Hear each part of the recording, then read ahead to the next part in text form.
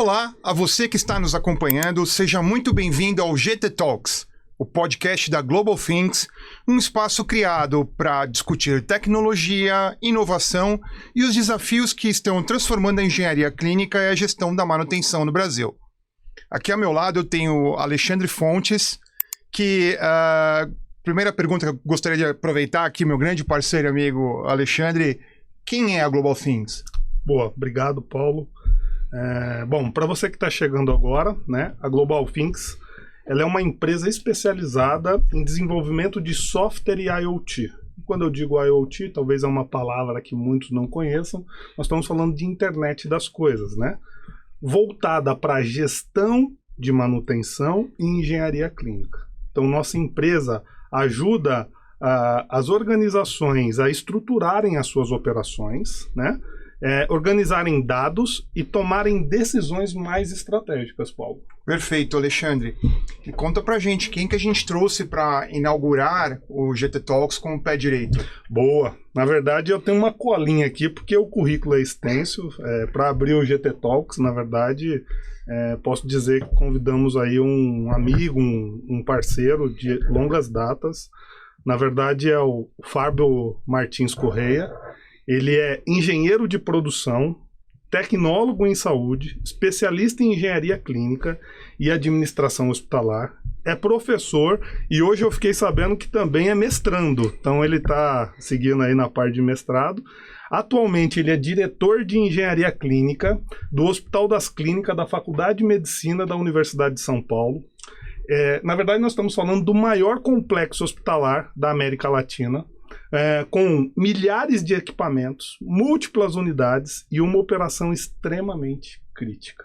Perfeito. Mas para a gente poder começar, antes de a gente falar sobre Hospital das Clínicas, a gente vai ter bastante tempo aqui, a gente queria conhecer um pouquinho o Fábio, como que o Fábio começou, né? Ele é engenheiro de produção, mas ele é de São Paulo, Fábio. Como é que você entrou nessa área? Como que você chegou no Hospital das Clínicas? Por onde você passou? Mais uma vez, obrigado por aceitar esse convite, obrigado por estar aqui, Fábio, então passo a bola aí para você. Primeiro agradecer o convite e que responsabilidade, né? É o primeiro, já botou o peso aqui, já tem que falar direitinho. Não, mas brincadeira à parte, obrigado pelo convite, é uma honra estar aqui. Bom, já apresentou meu currículo, falar um pouquinho de mim. Eu sou de Sorocaba, interior de São Paulo, nasci em Sorocaba, cresci em Votorantim, que é uma cidade do lado de Sorocaba, me dividi parte da vida morando em cada uma das cidades. Vim para São Paulo em 2011, depois que eu formei em tecnologia e saúde, já para trabalhar, né? E caí na área de engenharia clínica aí por acaso, assim, não foi nada planejado na minha vida. Quando eu estava no colegial, eu pretendia fazer odontologia. Depois de uma virada na minha cabeça, que meu pai era militar, resolvi fazer barro branco. E aí, no fim das contas, prestei FUVEST, passei para a segunda fase. Aí, o primeiro ano em odonto, eu acabei não passando na segunda fase. No segundo ano que eu prestei, que foi o barro branco, eu não passei no TAF, que era o teste de aptidão física. Uhum. E nesse mesmo ano, eu acabei passando na FATEC Sorocaba, que era algo que meu pai falava para mim. Ele falava, tem um curso lá, tem pouca gente que sabe o que é, deve ter muita coisa no mercado, aí muita área, vai lá para ver. Ficava, será? Não sei. Aí meu pai resolveu me pagar um curso extracurricular lá de manutenção e equipamento odontológico, já que eu queria fazer odontologia antes, né? Legal. Eu fui fazer e lá eu conheci alunos que eram da FATEC e comecei a entender o que era o curso, né?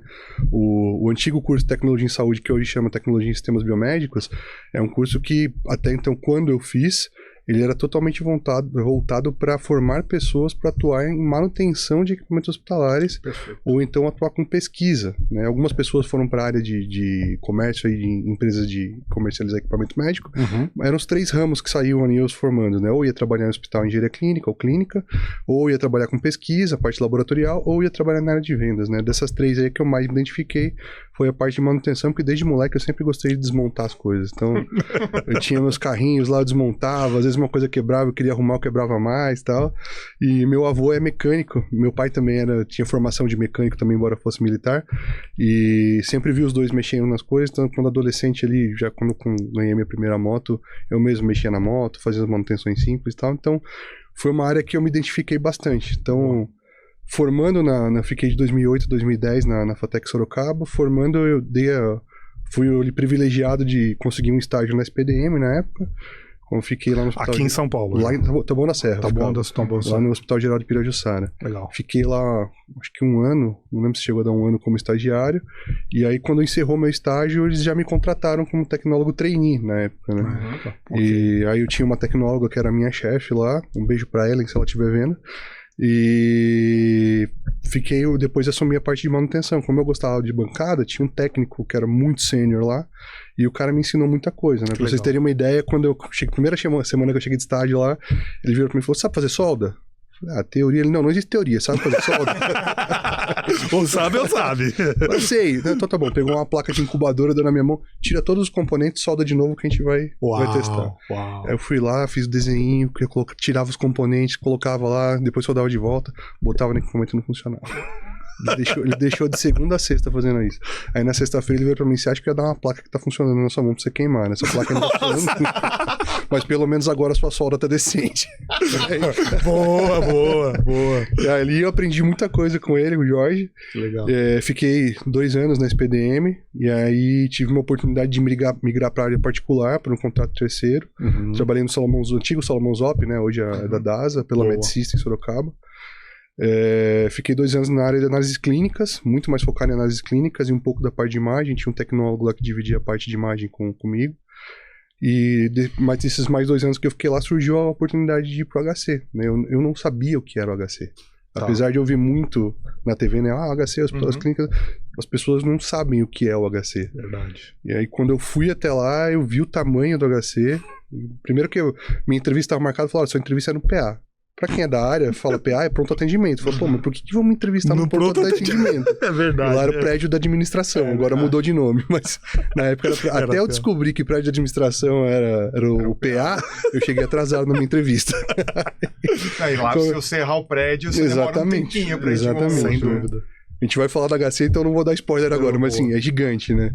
E pra minha surpresa, quando eu cheguei no HC, o desafio que me foi posto era implantar a engenharia clínica em 2 institutos, porque como se fossem 2 hospitais, porque até então, em 2014, não tinha engenharia clínica nesses 2 institutos.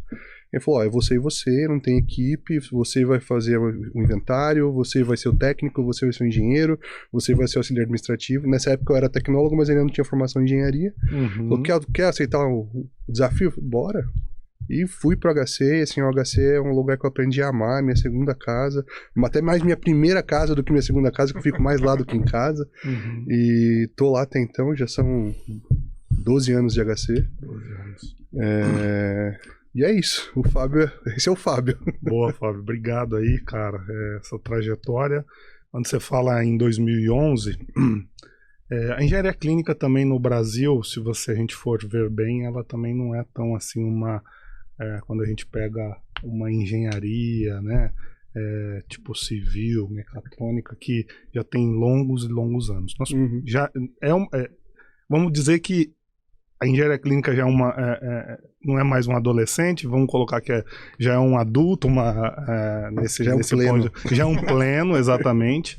Mas tem muitos desafios, recente, né? E quando o Fábio falou 2011 para 2014, tinha muito mato ainda, né, Fábio? Na verdade, para poder abrir, para poder falar, você está falando de técnico, você está falando de equipamentos, tecnologia, de software. Cara, e aquela época do HC, então, né, na verdade, estava tudo começando, né? Exatamente. Boa. Fábio, obrigado aí por conhecer um pouco dessa história, né? Para que vocês entendam, saibam aí quem é o Fábio Correia. Mas antes de a gente entrar no HC, já que a gente está falando de engenharia clínica, e engenharia clínica, na verdade, quando a gente fala quando eu vou conversar com alguns amigos tal, o pessoal que não é da área fala, o que é um engenheiro clínico? Mas o que faz um engenheiro clínico? É que ele receita alguma coisa, né? Não sei, acho que você já deve ter experiências com isso também. Só que assim, ao invés de a gente trazer algo mais técnico, assim, o que é engenharia? Por exemplo, por dia passa centenas e milhares de pacientes no HC em todos os institutos. Em outros hospitais também. Como que você identificaria a engenharia clínica para o paciente? O que é uma engenharia clínica para o paciente? Assim, do tipo, quando o paciente vai lá, ele vê o médico, vê a nutrição, vê a farmácia, enfermagem, beleza. mas a engenharia clínica é tão importante quanto, né, dentro disso. Então, como é que você identificaria, sem o Technicase, para esse pessoal que está assistindo a gente, o que é engenharia clínica? Bom, antes, só para contextualizar a questão também da engenharia clínica, eu ainda escuto hoje quando falo, mas qual que você é? Porque eu sou engenheiro de produção, mas como eu fiz a especialização em engenharia clínica, a gente costuma falar que a gente é engenheiro clínico, embora no Brasil essa profissão não exista de fato. Não vou entrar no mérito, mas enfim. E a gente costuma falar, sou engenheiro clínico. Quando você fala, sou engenheiro clínico, engenheiro químico? Não, engenheiro clínico. Ah, mas o que o engenheiro clínico faz, né? Boa. Antigamente eu costumava dizer, para ser rápido e preciso, pessoal, a gente faz manutenção dos equipamentos médicos. Boa. Não é só isso, né? Assim, indo na linha da pergunta do Alexandre, os pacientes são nossos clientes indiretos, né? Nossos clientes diretos são os médicos, os nutricionistas, os fisioterapeutas, os profissionais da assistência, né? A gente chama assistencial dentro do hospital. E os pacientes são nossos clientes indiretos. Então, indiretamente, a gente está ajudando a cuidar deles, né? Tem uma baita responsabilidade ali que é importante que os profissionais da área entendam, porque se o equipamento não está seguro para utilização, confiável para utilização, se as pessoas não estão capacitadas para utilizar o equipamento, não adianta nada ter ele ali. Eu posso ter a melhor tecnologia do mundo, que o paciente não vai ter o melhor atendimento do mundo. Perfeito. Então, acho que a engenharia clínica ela é a ponte entre a tecnologia e o fator humano que está cuidando do paciente para que a tecnologia funcione corretamente. Então, nossa função hoje é gerir tecnologia, né? Não é fazer manutenção de tecnologia, mas gerir a tecnologia, sobretudo dispositivos médicos, né? A gente está chegando numa época que a gente sai um pouco dessa seara só de dispositivos médicos, tem algumas coisas que não são tão dispositivos médicos, mas que a engenharia clínica está cuidando. Tem um exemplo lá que a gente está dando, a gente está comprando óculos de realidade virtual para ensino. Não é um equipamento médico, mas é para ensinar os profissionais da faculdade de medicina de forma mais lúdica, né? Para eles aprenderem e terem uma experiência melhor. Não é equipamento médico, mas como está ligado à assistência, a engenharia clínica está fazendo o processo de compra, né? Então é essa ponte entre a tecnologia para cuidar do paciente e o fator humano que está cuidando do paciente para que tudo funcione em harmonia. Muito bom. Se o paciente ele entra no hospital, ele precisa fazer um exame, ele chega lá, o equipamento está funcionando, está tudo bonitinho, porque vocês atuaram ali, né? Se você chegou para ser atendido, vamos supor que você está passando por uma triagem no pronto atendimento, sua pressão arterial foi aferida, sua oximetria foi aferida, sua temperatura foi aferida, no tempo esperado de hoje em dia, e você foi encaminhado já para um consultório rapidamente, é porque o fator engenharia clínica funcionou ali na hora do triagem. Bacana. Isso é muito importante da gente explicar até para as pessoas. Não, muitas vezes a gente percebe a falta de manutenção quando as coisas estão quebradas. A gente esquece que para as coisas estarem funcionando, alguém precisa cuidar delas. Exato. Sem dúvida. Eu vou falar que quando todos nós aqui, em algum momento, a gente pode passar e ser paciente, né? A gente vai usar um hospital como para poder fazer uma consulta e tudo mais. E trabalhando muito tempo, né? Primeiro quero falar um pouco do trabalho do HC. Se tiver que passar, eu passaria tranquilamente, seria paciente do HC, pelos profissionais de todos os lados lá, mas também por toda essa segurança de equipamentos. Mas quando eu chego num hospital, eu sempre olho no equipamento. Eu acho que isso o Fábio deve fazer. Paulo, que está chegando agora, você vai passar a fazer também, certo? Porque isso é natural. Por exemplo, às vezes eu vou levar meu filho, tal, acontece alguma coisa, aí você pega um equipamento, aí ele vai fazer ali um raio-x, ou ele está tomando ali um medicamento, né, intravenoso. Você tem um equipamento. Aí você já vai olhar um equipamento, você tem um QR Code, qual foi a última preventiva, se ele tá calibrado. Cara, é natural isso, exatamente, né? Eu acho que todo mundo faz isso, porque assim, é uma segurança. E isso, cara, sem engenharia clínica, isso é impossível. Acho que pegando até um pouco da história do Fábio, ou de outros engenheiros clínicos também. Antigamente, a engenharia clínica, de fato, ela se confundia com a engenharia de manutenção, né? Então, assim, tinha uma pessoa lá que cuidava da engenharia de manutenção, mas também cuidava da engenharia clínica, né? Então ficava uma bola meio dividida ali, sabe, com os equipamentos. E hoje isso está muito mais claro, que essa responsabilidade separando, né? Então, muito bom, Fábio, muito bom mesmo. Agora, para a gente poder falar um pouco do HC, Para quem conhece o HC, talvez você que está assistindo a gente, para ter uma referência, nós estamos falando do maior complexo hospitalar da América Latina e, sem dúvida, vem pacientes brasileiros, vem pacientes fora do país serem atendidos lá.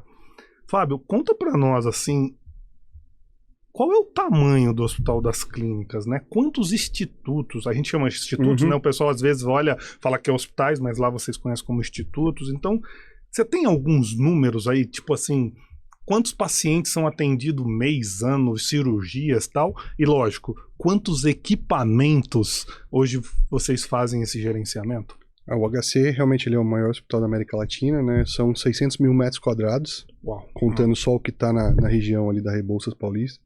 Tem mais um hospital que fica apartado ali em Perdizes, próximo do HC, mas não fica no próprio complexo, que é um hospital de retaguarda, o Instituto Perdizes.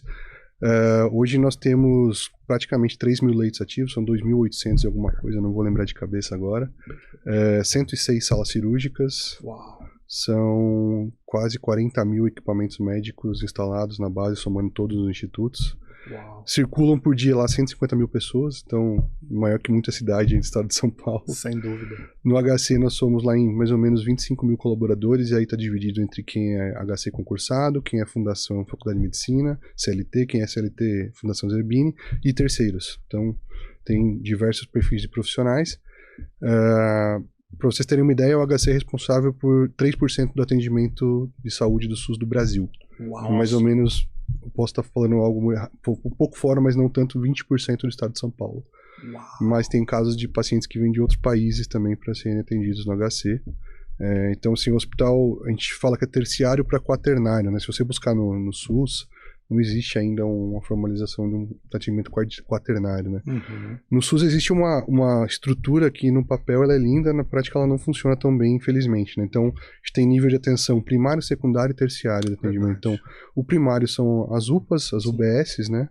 Que vão fazer o atendimento preventivo para prevenir que a população adoeça. As unidades de pronto atendimento também para quando tem algum acidente, uma fratura, uma coisa nesse sentido. O nível secundário, que são os hospitais gerais, que já são para um atendimento um pouco mais complexo, e o nível terciário, que é o caso do HC e outros hospitais também, os outros HCs, por exemplo, que vão receber os casos mais complexos. Então o paciente está fazendo um acompanhamento ali com algum nódulo, alguma coisa que está evoluindo, ele é transferido para o secundário, e desse secundário ele vem para o HC, para quando é um caso, por exemplo, de um oncológico, um tumor, alguma coisa mais grave para ser tratado, ou quando é um problema ortopédico grave para ser tratado lá. Tem profissionais da seleção de vôlei, seleção de handball que são tratados lá no Instituto de Ortopedia e Traumatologia. Que legal. Então, assim, tem diversos perfis de pacientes que passam pelo HC, mas sempre são problemas complexos, né? Sim. Então, a tecnologia que vai estar lá sempre vai ser a tecnologia mais complexa, a mais complicada de fazer manutenção, a mais complicada de adquirir, a mais cara, mas isso é por causa do perfil do hospital, né? Tem muita gente que acha que o HC compra o mais caro só, mas não é porque o HC quer comprar o mais caro, é porque o perfil do paciente que passa pelo HC exige uma tecnologia que vá atender a necessidade com diagnóstico, tratamento, reabilitação da melhor forma possível. É o que se chama de hospital de alta complexidade, né? Exatamente. Só os casos cabeludos, digamos Exatamente. Exato. Cara, você trouxe uma informação que, por mais que de fato a gente está ali caminhando, 3% dos atendimentos SUS do Brasil. Nós estamos falando de o Brasil grande pra caramba, 3%. Se a gente pensar só no número de estados, são 26, a gente já pega 3% só num hospital, Já é pensou? muita coisa. Não, nós estamos falando de SUS, né? Não é? Sim. E aí em São Paulo você falou 20%. Em torno de 20%. Uau, cara. Meu Deus. Cara, é realmente uma estrutura gigantesca, né? Então, bom, cara, o que torna, assim, você falou de 40 mil equipamentos ali para gerenciar, né? Nós estamos falando de equipamentos críticos, não críticos, né? Para você, o que torna essa operação assim tão desafiadora, cara? Como que você vê isso? Porque assim, hoje você tem lá, tá no corporativo, tá bem estruturado, né? A gente vai entrar nisso ainda, mas o que deixa essa questão aí dessa operação tão desafiadora? Eu acho que hoje, né, porque como eu saí da operação, não estou mais em campo na bancada, acho que é a informação. A informação é o que pesa mais, né? Porque, por exemplo, quebrou um equipamento, se é um equipamento de alta complexidade, uma ressonância magnética, um tomógrafo, um acelerador linear, a informação vai chegar rápido. Legal. Às vezes é um equipamento que as pessoas não dão tanta importância, mas ele é importante da mesma forma. Vou dar um exemplo esdrúxulo. Esfigmomanômetro. Esfigmomanômetro é um equipamento básico, né? Perfeito. E as pessoas não dão tanta importância, mas é um equipamento que é utilizado para aferir a pressão do paciente. Ainda temos equipamentos analógicos em uso, que não tem problema nenhum, né? Não estou mal dizendo, mas assim, é um equipamento que as pessoas não ligam tanto. Você olha, é um reloginho, uma abraçadeira e uma perinha para você apertar. E às vezes ele fica engavetado. E aí você precisa fazer uma calibração. E aí a pessoa não acha fazer a calibração. Ou então, ele quebrou, a pessoa engaveta, pega outra. Quebrou, engaveta, pega outra. E aí isso vai virando uma bola de neve. Mesma coisa a bomba de infusão. É um equipamento extremamente crítico, né? Tá infundindo medicamento no paciente, tem que ter precisão para infundir o medicamento quando usa bomba de infusão. E as pessoas não costumam abrir chamada. O que costuma... E também, se tiver alguém da assistencial me atendendo, me vendo, desculpa, tá? Não estou maldizendo vocês, mas é a realidade. A pessoa, em vez de abrir um chamado pra gente lá de sistema de gestão de manutenção, ela pega e deixa de lado e põe outra pra usar. Deixa de lado e põe outra pra usar. Aí acumula 3, 4, 5, aí não tem bomba pra abrir leito. Aí é essa hora que o bicho pega, né? Aí você tem que achar o que tá em... Porque aí eles vão ligar pra falar, olha, tô sem bomba de fusão. Mas por que você tá sem bomba de fusão? Quebrou 5. Mas quebrou tudo agora? Não, quebrou tudo agora. Eu peguei o plantão assim. Aí você não sabe quando quebrou, desde quando tá lá. Então, assim, a informação hoje é o mais crítico, né? A circulação da informação, né? Porque a ponta tá aqui, que é o assistencial. A engenharia clínica do instituto, na nossa estrutura, tá no meio disso. E o corporativo tá aqui. Geralmente a engenharia clínica do instituto resolve o problema. Perfeito. Mas quando não resolve, chega no corporativo é porque já tem leito parado, porque já cancelou cirurgia, cancelou agenda de exames. E aí, com a demora do acesso à informação, acabam acarretando e no fim quem é o prejudicado é o paciente, né? E é o maior prejudicado é o paciente, que não tem nada a ver com a história. Acho que hoje o maior desafio é gestão de informação. Gestão de informação, boa. E quando você fala, como vocês atendem o paciente diretamente, né? Também, né? Ele não é o cliente principal, o primeiro de vocês, mas é o principal. E é muito ruim, né? Por exemplo, um equipamento quebrado, às vezes o paciente ele se locomoveu de centenas e milhares de quilômetros, né? Principalmente no caso do HC, que acaba pegando casos de outras regiões, Exatamente. Né? Pessoas têm um deslocamento, tem uma agenda, ela tem que, às vezes, tem que deixar meu filho com minha sogra para poder ir lá naquele... A logística, olha como é isso. Aí chega aqui, esse é um ponto, né? Mas, bom, você falou da informação, Fábio, aí assim, é impossível hoje, ou já era, na verdade, mas acredito que hoje, você ter uma operação desse tamanho sem, de fato, ter uma tecnologia que te ajude a ter essas informações mais rápidas, você ali, de fato, fazer todo esse gerenciamento. A gente vai falar um pouco mais para isso, mas pegando aí entrando um pouco mais no que você falou de 2014 ali, como você classifica aí o HC de 2014, né? Porque você entrou ali num momento de implementação de engenharia clínica, como você falou em alguns institutos que não tinha nada, que você era o cara que cobrava o escanteio, batia o escanteio, cabeceava, fazia o gol, e aí depois foi melhorando as coisas, mas esse antes e depois, como que você traz isso? Como era essa gestão da engenharia clínica de antes e depois? Agora você já está muito mais estruturado, né? Vamos falar um pouquinho aí de pandemia ali no momento, mas como é que você analisa isso? A gente teve uma evolução, assim, gigantesca, né? Estamos longe de ser a melhor engenharia clínica, tem muita coisa para melhorar ainda, mas comparado ao que quando eu entrei, né, com o que está hoje, houve uma evolução assim, não consigo mensurar para falar, porque antes da minha entrada, e aí contando história que eu ouvi, que eu não vivenciei no HC, alguns institutos já tinham engenharia clínica, localizado só no instituto, não havia um compartilhamento de informações de forma corporativa, e havia uma área chamada Label, que era o laboratório de eletrônica, onde tinham pessoas que arrumavam geladeira, micro-ondas e aparelhos de anestesia. Não, de novo, não é maldizendo, mas assim, não era bem estruturado, porque você mistura as coisas, né? Então, não havia um sistema de gestão e manutenção para todo mundo, que é algo importante para poder poder gerenciar dados, gerenciar informação. E o momento que eu cheguei lá foi nessa virada de chave de 2013 para 2014. Nessa virada de chave, a gente ainda tinha diversos problemas, temos ainda, mas assim, os problemas eram, na época, RH, infraestrutura dentro de um prédio, de uma sala, para você ter uma sala de engenharia clínica. Então as coisas foram acontecendo ali, a gente fala, foi vindo de grão em grão, sabe? Então, 2014, o Fábio entrou, implantou engenharia clínica na ortopedia e na psiquiatria, que não tinha. 2015 trouxemos pessoas para ficar nesse instituto, 2016 e assim por diante. Então, a evolução que a gente teve primeiro foi estruturar dados, que no passado, já agora um pouco distante, a gente pecou, e agora de uns 2, 3 anos para cá a gente está revisitando e recuperando ou substituindo alguns dados para a gente ter uma gestão mais assertiva, né? Um exemplo básico, inventário. Boa. O inventário é básico para todo mundo.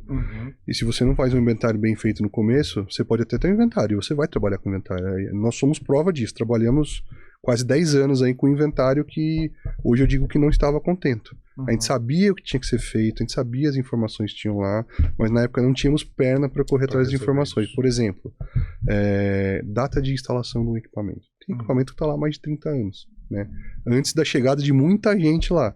Que antes de você ter talvez um sistema em planilha de Excel ou Axis para cadastrar alguma coisa. Talvez o pessoal mexesse com máquina de escrever, não sei, né? Tô supondo que eu não estava lá. E achar o processo público, né? Quem trabalha na área pública vê as pastas verdes e treme, é difícil. Porque, assim, é muita pasta, você tem de tudo. Processo de compra, um hospital com mais de 2.000 leitos, processo de compra de equipamento, compra de insumo, prontuário de paciente e tal. Então, tudo isso não fica lá, né? Tem a área que fica armazenado o que é crítico, que é do paciente, e o que não é transferido para alguma coisa externa para guardar, né? Hoje está digitalizando, então isso está diminuindo bastante, está facilitando para buscar os dados. Mas na época a gente não tinha onde buscar esses dados. Então o que a gente fez? Vamos cadastrar o que a gente tem. Número de série, patrimônio, marca, modelo. Tá em garantia? Não sei. Foi instalado quando? Não sei. Qual o valor de aquisição e substituição? Não sei. E aí ficou uma lacuna. E conforme a gente foi evoluindo, né, amadurecendo ali o beabá da gestão da manutenção, a gente foi querendo galgar outras coisas. Então, vamos fazer uma avaliação de obsolescência do nosso parque? Não consigo. Quanto vale nosso parque? Não sei. Quando eu tenho que trocar tal equipamento? Não sei. E aí isso vai apertando o calo, né? Vai apertando o calo. Eu assumi a diretoria de engenharia clínica em 2017. E aí essas coisas começaram a apertar no meu calo, porque até então, né, um período eu fiquei como assistente do diretor, e um período antes eu era o cara que estava lá na ponta, na bancada, batendo escanteio e cabeceando. O técnico, auxiliar administrativo, engenheiro, etc. Então quando eu estava na ponta, eu não via o impacto dessas informações, porque eu estava preocupado com a manutenção, né? Manutenção. Quando eu passei para o corporativo como assistente do diretor que estava antes de mim, aí eu comecei a ter essa visualização. Por quê? O cara me botou para sentado lá e falou: Fábio, você vai começar a desenvolver algumas coisas aqui. Então, eu preciso fazer avaliação de fornecedor. Como que eu vou fazer? A gente criou um meio de avaliar fornecedor, e aí precisava buscar informação em ordem de serviço, não achava, precisava buscar informação no sistema, não achava. A gente tinha um problema grande com contratos, né? Como eu observei antes que as engenharias não se conversavam, eu tinha contrato de mesmas empresas, para os mesmos equipamentos, com modalidades iguais e valores diferentes. Dentro do complexo, dentro do mesmo CNPJ. Mesma empresa. Mesma empresa.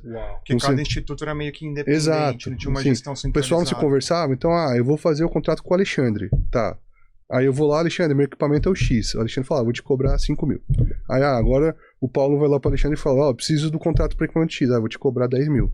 E a cobertura para nós dois é a mesma. Então, quando começou essa virada de chave de 13 para 14, essas coisas começaram a evidenciar. Começou a pular. Exatamente. Aí, a gente chamou o Alexandre e falou: Alexandre, é o seguinte, a gente vai unificar o contrato e a partir de amanhã você vai cobrar 5.000 pro Paulo também, tá? Você está cobrando 5 para mim, você vai cobrar 5 pro Paulo. E aí nisso já teve um impacto gigantesco, inicialmente com redução de custo, né? Custo de serviços, né? Legal. E aí com isso a gente começou a animar a ver outras coisas, né? Você falou: consegui uma coisa aqui, o que eu posso melhorar mais? E aí você vai vendo.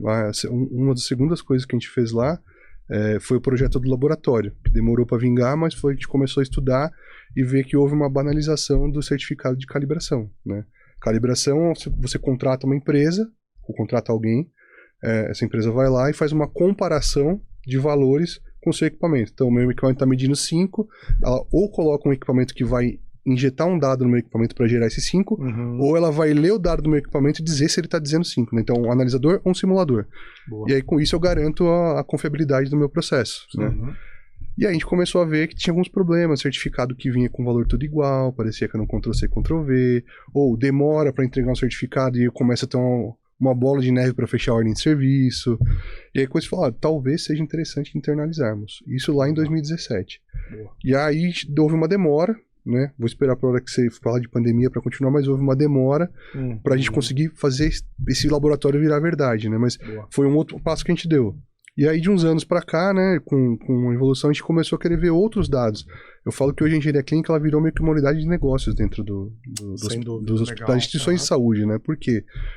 Desde que eu entrei na área, eu vi que a engenharia clínica não fica só no mundinho dela, a gente fica transitando, né? Então, eu falo com a enfermeira, eu falo com o nutricionista, eu falo com o médico, eu falo com o almoxarifado, eu falo com suprimentos, e eu tenho que ter informação de todo mundo, tenho que informar todo mundo, porque as coisas que a gente compra, as coisas que a gente gerencia, sempre está afetando muita área. Umas mais, outra menos, mas está afetando. E aí, com isso, a gente acaba se envolvendo com muita coisa, né? Aí, os últimos anos, a gente começou a querer saber qual a obsolescência de média do parque. Aí, o que a gente fez? Não, a gente tem que criar uma lógica. Eu não tenho dado da instalação, mas eu tenho data de cadastro. Então, a data que ele foi cadastrado é a data que eu vou colocar como instalação para eu começar a medir algo. Talvez daqui 5, 10 anos eu tenha um parque totalmente fidedigno. Legal. Mas hoje é o que dá para eu trabalhar. Eu não tenho não tenho valor de aquisição, mas eu consigo ir no mercado pesquisar para ver quanto seria um valor para substituir. Vou jogar esse valor para eu poder ter alguma coisa e ir atualizando anualmente conforme for tendo GPM, etc., variação do dólar, para poder ter algo mais palpável também. Uma vez por ano, 2 vezes por ano, às vezes. Uma por ano. 40 mil equipamentos. Fábio, você disse uma coisa importante que você... Eu lembro que quando você chegou no HC foi bem exatamente mais ou menos o tempo que eu cheguei na empresa, na Global Finks, né? E você falou de 2 etapas, né? Por exemplo, você falou que começou com o que você tinha, né? Então fez o inventário ali, porque, cara, ninguém tem o melhor mundo, né? Cada instituição vai ter a sua realidade. Então, assim, não existe certo e não existe errado. Você não tinha nada naquele momento e começou a ter alguma coisa, principalmente ali no IoT, né, no Instituto de Ortopedia e no Psiquiatria, depois foi seguindo. Só que quando você estava em campo, o seu pensamento era o quê? Olhar técnico, preenchimento de ordem de serviço, fazer todo esse... Essa é a visão técnica, né? Só que aí você galgou, que é natural, você chegar numa outra posição. E quando você chega numa outra posição, os resultados ou as exigências começam a serem outras, né? Que aí você olha e fala assim, poxa, a gente vai precisar melhorar isso aqui para eu obter esse resultado. Então, é só para ficar claro aí para a equipe, porque tem muitos clientes que perguntam para nós, em quanto tempo se implanta um software? Em quanto tempo a gente de fato vai passar por isso? Assim, a gente tem um tempo médio lá, só que assim, eu posso dizer que o HC, vocês não vivem numa implantação forte como foi, mas a implantação nunca deixa de acontecer. Exatamente o que eu ia falar. Sim. Não sei se a informação é ruim ou boa falar para vocês, porque vocês precisam dar um tempo pro cliente, né? Eu acho que a implantação não acaba nunca, óbvio. Tem uma curva de maturidade, né? Chega um momento que você já tem uma autonomia para fazer certas coisas. Você corta o cordão umbilical com o seu fornecedor, né? Porque eu lembro que no começo a gente ligava... Hoje a gente ainda liga, mas a gente ligava muito. Pô, mas como é que eu faço tal coisa? Não tô conseguindo, não sei o que, tal coisa tá funcionando. Não, Fábio, é aqui, ali, não sei o que. E uma coisa que foi sorte minha foi essa migração que eu fiz dos institutos pro corporativo. Boa. Porque o meu antigo chefe, ele abraçava muita coisa para ele fazer, acho eu que propositalmente para me deixar livre para pesquisar outras coisas. Então eu sentava na época lá no computador e ia fuçar. Tinha a base de homologação, abria a base de homologação e ia testando as coisas. Às vezes eu ligava lá e falava, tô tentando fazer tal coisa, faz isso, pô, legal, criei e tal.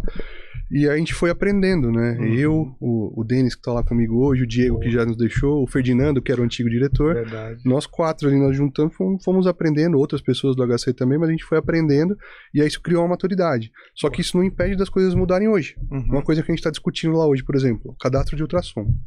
A gente tem cadastrado simplesmente... A gente tem dois tipos de cadastro. Ultrassom e ecocardiógrafo. Eco porque é voltado para a área de cardiologia, ultrassom em geral. Tá bom, só que hoje essa descrição não tá mais me atendendo. Por quê? Porque eu tenho ultrassom portátil, eu tenho o que eles chamam de super portátil, que é só o transdutor. Legal. E aí quando eu preciso tirar um dado, algum relatório, uma disponibilidade, um MTBF, um MTTR, para saber como é que tá, um acaba poluindo o outro. Né? E isso já aconteceu no passado também, na pandemia, com ventilador.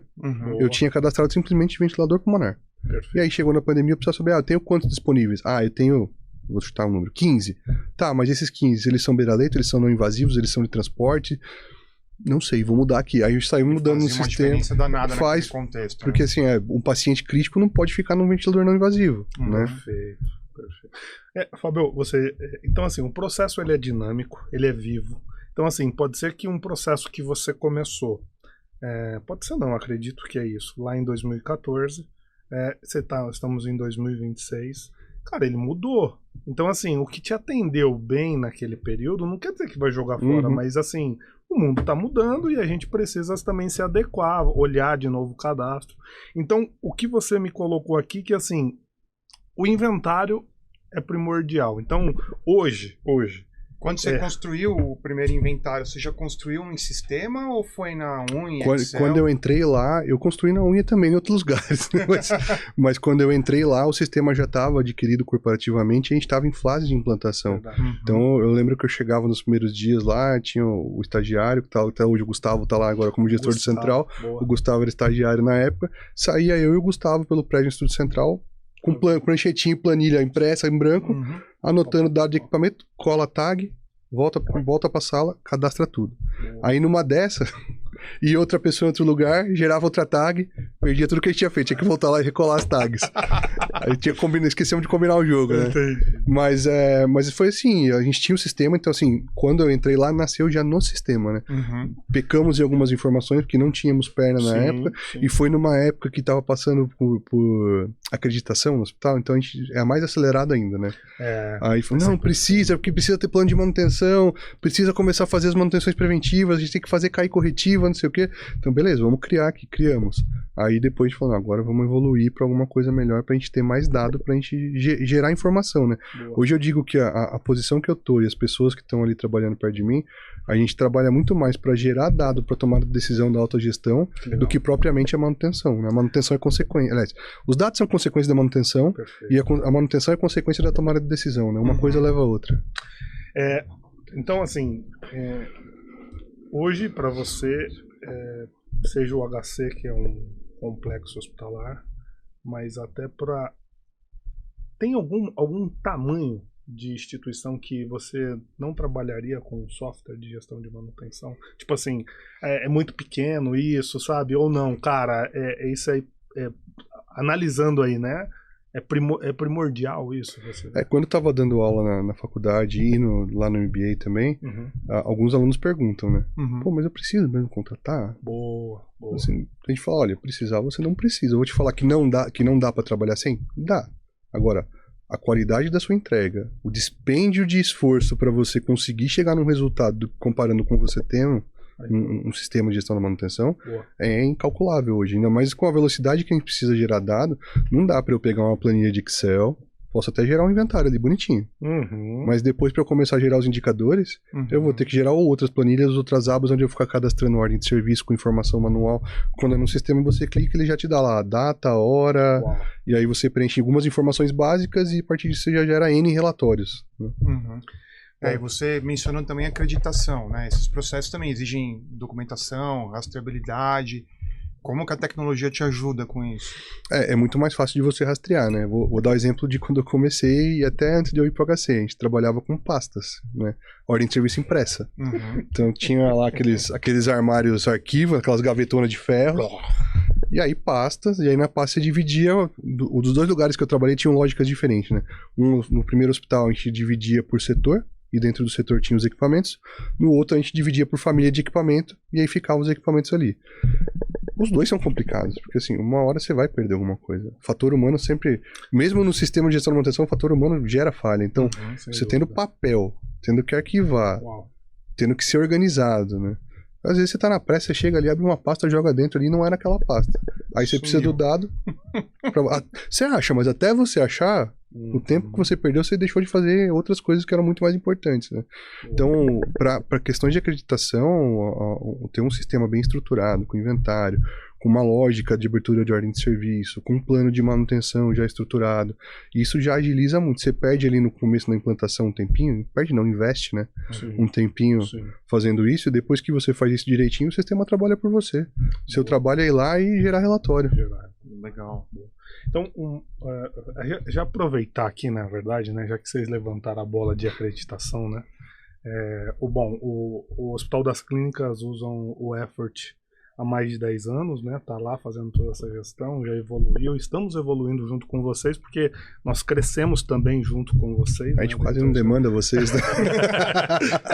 Não, é tudo tranquilo. 40 mil equipamentos. Mas que é isso, né? Bom, mas quando você fala em acreditação, em centralização de dados, eu queria só deixar claro aqui, porque assim, isso também, na verdade, a ONA, que é uma das acreditações que temos, alguns níveis, nós temos a canadense, né, que é o Aquimento, né, e temos a JCI. Então, é importante que o software também possa, a acreditação é muito grande, mas nós passamos por todas essas. Todos os nossos clientes que, de fato, tem um effort para fazer essa gestão, eles passam, na verdade, pela acreditação muito bem. Inclusive, alguns lugares que não tem, o pessoal indica, fala, é melhor você contratar o sistema. Então, só para ficar claro aí, tanto a ONA, né, tanto a JCI quanto a canadense, a gente consegue atender muito bem. E uma curiosidade também, às vezes tem auditor que trabalha em hospital que tem também o effort, né? Que complica a nossa vida, porque aí o cara sabe mexer. Aí o cara vai lá e fala, não, mas faz isso pra eu ver. É como a gente já avançou bastante, a acreditação é nível 1, 2, 3, né? Nível 1, o cara revira tudo, é CSI, ele quer ver tudo que você tem ali. Me mostra a evidência, me mostra a ordem de serviço, abre isso, abre aquilo. E aí quando o cara conhece, pra nós, engenharia clínica, é muito pior, porque assim, às vezes o cara pega o pelo do ovo que nem você viu no sistema, né? Fator humano, às vezes passa. Mas é interessante de ver, né? E quando é um profissional, óbvio, todos os auditores têm uma formação e sabem como conduzir a acreditação, facilita muito, né? Para você mostrar. Então, você tem um plano de manutenção? Tenho, tá aqui, ó. Você abre, clica ali, mostra os equipamentos, ó, dividido por setor ou por família de equipamento. Ó, tá aqui as ordens de serviço, já tá fechada. Clico aqui, abro, tá certificado. Isso aqui tá acessível pro meu cliente interno, ele consegue ver o cronograma. Então, isso tudo já agiliza muito, que antes a gente tinha que imprimir o cronograma, passar em área por área, coletar assinatura para você comprovar que você passou na área entregando e tal. Aí depois, eu não vi se o equipamento tal tá calibrado. Aí você tinha que ir lá, pegar a ordem de serviço, pegar o certificado, levar para o auditor e tal. Então, com o sistema digital, acaba isso e agiliza o tráfego do dado, né? Boa. Então, assim, uma gestão centralizada é importante. Quais frutos hoje, Fábio, depois de mais de 10 anos ali, que vocês escolhem, né? Na verdade, como que é hoje a questão dos indicadores de vocês? Porque, assim, também é uma pergunta que o pessoal sempre me faz, assim, né? Cara, vocês trabalham com dados consolidados hoje? Vocês, final do mês ou começo do próximo mês, é sempre um acordo, vocês já travam isso, vocês já trazem essas informações, porque você está falando de 40 mil equipamentos, alguns institutos, eu sei se são 7, 8, 9, mas assim, como que isso é feito hoje? Quanto tempo você investe para... Porque esses dados vão parar na mesa da superintendência lá, esse tipo de coisa, e inclusive, na verdade, foi um trabalho que você, junto com a equipe, desenvolveu isso, porque... Conhecendo, nós não existiam os indicadores, não era direto pelo sistema, e aí você implementou. Como que é isso hoje lá? Só para contextualizar, para quem está vendo, antes nós extraíamos relatórios do effort e gerávamos os nossos indicadores em planilha. Já existia a solução e a gente não usava, né? Vou chegar lá. Boa. Mas a gente extraía relatório, então, eu quero saber como é que está o meu cumprimento dos manutenções planejadas, né? A gente extraía, batia os números lá e colocava, tinha 80 planejado, eu fiz 75 e tal, ou para facilitar o cálculo, né, tinha 100, eu fiz 90, ficou 10% pendente, 90% feito, e aí em cima disso a gente fazia análise crítica. Despendia um tempo, eu que ficava em 2 institutos, no começo tinha que ficar extraindo o relatório de 2 institutos, mas aí vem o lado humano, né, que aí como eu tive na ponta, eu também já fui malandro, eu sei o que eu falo quando o pessoal faz. Às vezes... Não é que não foi feito, preste atenção no que eu tô falando, tá? Não é que não foi feito. Às vezes você não recebeu aquele certificado de calibração, você não recebeu a OS ainda do fornecedor, mas já foi executado. E aí você pode ali mudar o número. Então, o dado que você recebe, no final das contas, não é o dado real. Boa. Ah, foi feito, tá, mas você não tem ordem de serviço fechado. O que conta é a ordem de serviço fechada. Boa. Né? E aí isso era uma questão que, assim, eu, o Denis, que eu falei, o Diego, todos os outros do HC, a gente sabia que isso acontecia. E aí isso era uma coisa que me doía quando eu assumi. Eu falei, eu tenho que fazer alguma coisa pra... Eu preciso resolver isso. Primeiro porque na época a gente não mandava pra alta gestão o relatório. A gente mandava, assim, pra... A estrutura da engenharia clínica mudou muito lá, então a gente não respondia direto para a superintendência. Tinha uma diretoria antes da superintendência para quem respondíamos. A gente mandava para essa diretoria deveria reportar para a superintendência, mas isso não passava. Então pra gente estava cômodo, né? Quando eu assumi a diretoria de engenharia clínica, aí isso começou a me doer. E ficando claro que não era o antigo diretor, tá? E tinha um chefe do antigo diretor de engenharia clínica. Isso começou a me doer. Falei, pô, mas a gente precisa fazer alguma coisa, a gente precisa mostrar nosso trabalho, né? A gente precisa mostrar o que a gente tá fazendo, até para dar importância pra gente. A título de informação também, o nosso superintendente, ele é engenheiro clínico, ele vem da área, ele trabalhou no INRAD, trabalhou na indústria, voltou pro ICESP, assumiu como chefe de gabinete e alguns anos de superintendente do HC, então assim, ele dá muita importância pra engenharia clínica, a gente cresceu muito graças a ele. Mas ele não via nossos números, né? Às vezes ele chega, Fábio, como é que tá tal coisa? Tá assim, tá assado, não sei o quê, mas não era algo que era uma rotina, um processo. Legal. E aí a gente começou a estudar como fazer isso, a gente viu que dava pra gerar relatórios automáticos, né, dentro do Effort, só que a gente falou, antes de gerar os relatórios automáticos, a gente precisa ter dados confiáveis.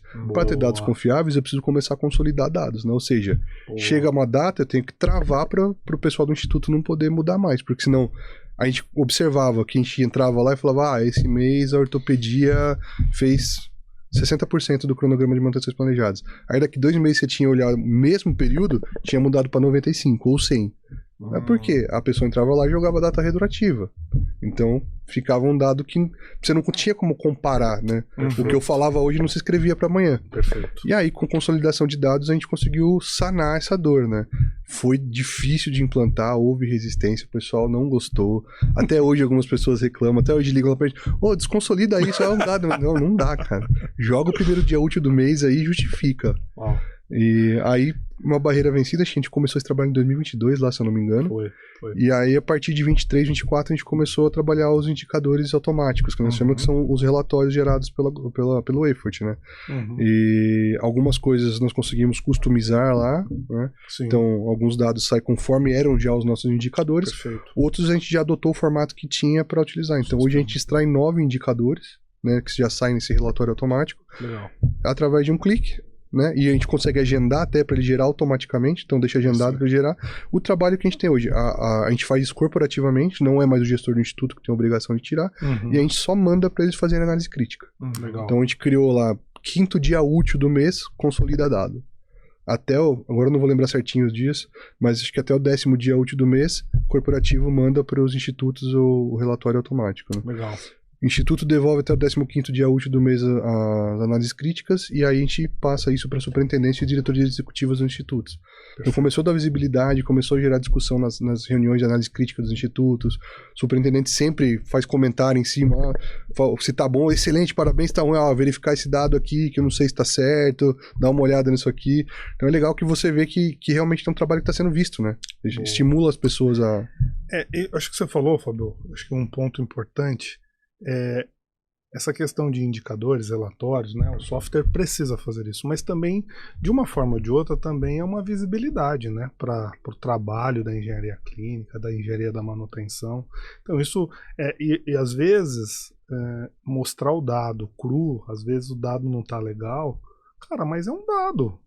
A gente vai ter que trabalhar através dele. Exatamente. A gente vai conseguir começar a melhorar, né? Índice de disponibilidade, assim por diante. Mas hoje, então, para você, pelo que você faz dentro do HC e até em outras instituições, às vezes até como um consultor que às vezes de fato passa ali, alguém pede...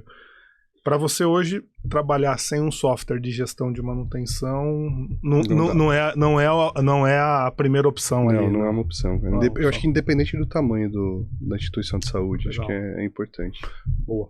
Fábio, a gente somos uma geração, eu tô com 4.2, né?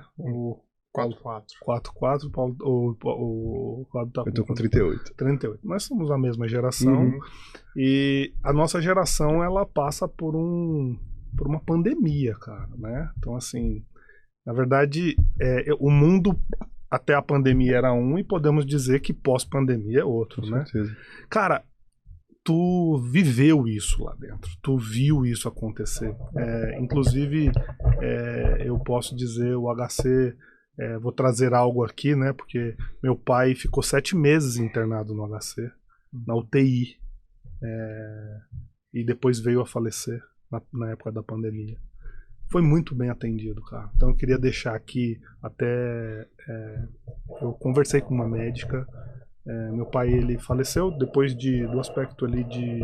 Já tinha se curado da Covid, mas ele tinha comorbidades, né? Então isso foi muito ruim. E, cara, eu quero trazer aqui, eu não sei quem foi a médica, ou se foi médica, quem que foi, mas meu pai pediu uma coca um dia antes. E, de fato, alguém deu uma coca pra ele, cara. Assim, eu sei que isso não pode e tal, mas, cara, eu acho que isso foi... um gesto de humanidade. Cara, exatamente. Meu pai gostava, cara. Então, assim, aconteceu e eu tenho um carinho pelo HC, cara. Assim, é algo assim, é surreal. Surreal. Então, assim, vendo a pandemia, trazendo isso, né, dentro do que aconteceu... Como foi, cara? Como foi passar por isso? Por essa... Foi assim... Acelerou um monte de coisa, tudo fechado, pessoal recluso, só que vocês não.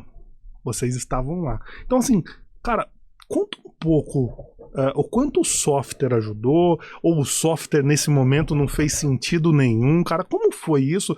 E como é o HC? Da engenharia clínica, se fala muito de linha de frente, mas a gente sabe que, pô, se tinha o ventilador lá, isso porque a engenharia clínica estava olhando, né, tinha problema para disponibilizar leito, rotatividade, equipamento, então tem essa curiosidade também. A minha esposa da área da saúde, ela é fonoaudióloga de UTI, né, trabalha no Emílio Ribas, atuou bastante na linha de frente, mas o backstage, como é que foi isso? Bom, antes de eu falar disso, só aproveitar o gancho do Alexandre. O Alexandre já tinha falado antes e falou agora do pai dele também. Eu também já fui atendido no HC, muito bem atendido. Não é porque eu trabalho lá, mas você precisa fazer retirada de vesícula, assim, de uma emergência, estava supurando. Por sorte, consegui ser encaminhado pro HC, porque... via de regra, se você não tiver encaminhamento, você não pode passar lá. Perfeito. Fui muito bem atendido. Olhei as etiquetas dos equipamentos pra ver se tava tudo certinho. Ainda bem que tava. Você olhou num software lá pra ver se tava tudo certo. E esses dias atrás eu passei pelo oftalmologista lá. Eu tentava já há uns anos passar lá, não conseguia, por causa do cross, etc. Eu consegui passar. E fui atendido muito melhor do que muitas clínicas particulares que eu passei. Muito melhor. Isso é muito legal. E aí, trazendo essa questão da pandemia... assim, foi loucura. Assim, eu gosto de falar que a males que vem para bem nesse caso da pandemia, especialmente para engenharia clínica. Porque até então, ninguém não, mas muita gente não sabia quem era engenharia clínica. Quando saiu o áudio do médico lá numa terça-feira, tal, falando que já tem o primeiro paciente aqui, não sei o quê. Por sorte e por competência do nosso superintendente, a gente já tinha um resguardo de insumos. Porque quando começou a estourar lá na China, ele passou a orientação de, vamos começar a estocar máscara, vamos começar a estocar avental, tal. Então, isso foi algo que foi tranquilo. Porém, pelo lado da engenharia clínica, a gente não tinha grana para sair comprando equipamento. Né? Perfeito. Então, o que a gente fez? Assim que saiu o áudio e começou essa questão de saber que ia dar o lockdown, a gente já começou a correr atrás de comprar equipamento mesmo sem ter dinheiro. Né? Isso foi a primeira loucura que a gente fez. O superintendente me ligou e falou, Fábio, pega o orçamento. Eu falei, não, mas pega o orçamento. Ele liga pra não, eu já fechei com o Einstein tudo no meu parque. Não, fechei não sei quem, já aluguei pra não sei quem. Aí consegui achar um fornecedor, conseguiu fazer uma lógica ali de pagamento e eu falei, eu não tenho o dinheiro. Eu vou assinar e a gente vai correr atrás do dinheiro. Aí teve toda aquela campanha do HC com Vida, do Vem Pra Guerra e tal. Com isso, com doadores, né? E tiveram diversos doadores e algum recurso que veio do Ministério e da Secretaria, a gente conseguiu se estruturar. Boa. Qual foi a loucura, né? Primeiros 2 meses foi o Instituto Central, que é o maior instituto que tem lá, a gente chamava que virou o Covidário. Por quê? Todos os pacientes Covid foram para lá. Os outros institutos ficaram como retaguarda do Central para pegar os pacientes que não eram eletivos, ou seja, o paciente está internado, não tem como ir para casa, vai para os outros institutos. Perfeito. Central só vai receber paciente Covid. E do nada a gente saiu de 120 leitos de UTI para 300 leitos e 900 total para atender Covid. Uau. Então, pega ventilador, onde tem ventilador, vamos mandar isso aqui para lá. Ah, ventilador velho tá quebrado, vamos dar um jeito de fazer manutenção. Faz interno, chama, compra peça, faz aqui. Aí teve a ajuda das montadoras, né? A montadora ajudou muita gente. O pessoal da USP, né, ajudou a gente também. A gente foi lá no pátio do governo, lá no Fundo Social, recuperar ventilador que tava lá já para ser sucateado, para conseguir botar de volta para a linha de frente. O que a gente fez das triplicurações ali para conseguir montar minimamente os leitos antes de começar a receber de fato um auxílio do Ministério. Quando chegou o auxílio do Ministério, a loucura foi, primeiro, a gente não tinha estrutura de RH que a gente tem hoje, estava bem atrás da estrutura de RH que a gente tem hoje, e começou aquela coisa de montar leito do dia pra noite. Então a gente virava a madrugada montando leito no hospital, a gente ia revezando, eu fico até as 2 da manhã, você vem, assume, depois no outro dia vem fulano, e todo dia. Uau. E a gente montou, nesse meio tempo a gente fez um contrato emergencial para ter mais mão de obra, né? E virou 24/7 operação lá no Instituto Central. Uhum. E no Instituto Central tem uma particularidade lá, que tem uma área que fica com equipamentos guardados, armazenados, e não fica com engenharia clínica. Chamava-se CIEC, na época, que era Central Informatizada de Equipamentos Médicos, hoje chama SEIC, que é Central de Equipamentos do Instituto Central. Uhum. E aí tinha um fisioterapeuta, ou alguns fisioterapeutas que trabalhavam lá e distribuíam, porque o foco principal sempre foi ventilador, mesmo antes da pandemia, porque a gente sempre teve número limitado, né? A gente seguia o que a RDC7 preconiza, por número de leitos, tinha um excedentezinho ali, mas como é hospital público, quebra, demora a fazer manutenção quando não tem contrato e tal, a gente sempre ficava ali no limite, né? Então, essas pessoas tinham a competência para analisar perfil de paciente e distribuíam os ventiladores.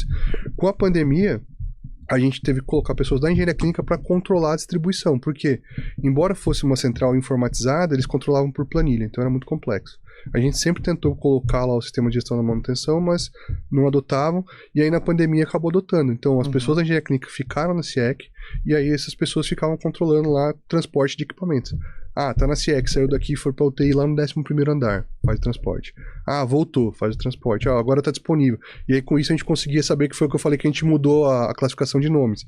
Que antes era tudo ventilador, a gente colocou ventilador pulmonar, ventilador não invasivo, ventilador de transporte. E aí com isso a gente sabia, tenho tantos beira-leito, eu tenho tantos não invasivo, eu tenho tantos de transporte, e vamos distribuir. Não tem mais beira-leito, serve um VNI? Não serve. Um de transporte? Pode ser, coloca o transporte. E a gente ia fazendo essa lógica. Então foi loucura no começo, porque foi essa questão de estruturar, né? Foi ali os primeiros 2 meses da pandemia, foi bem pauleira. Depois dali pra frente, eu acho que foi para nós, né? Obviamente tem toda a questão do paciente que eu não tô colocando aqui, mas pra engenharia clínica foi colher fruto.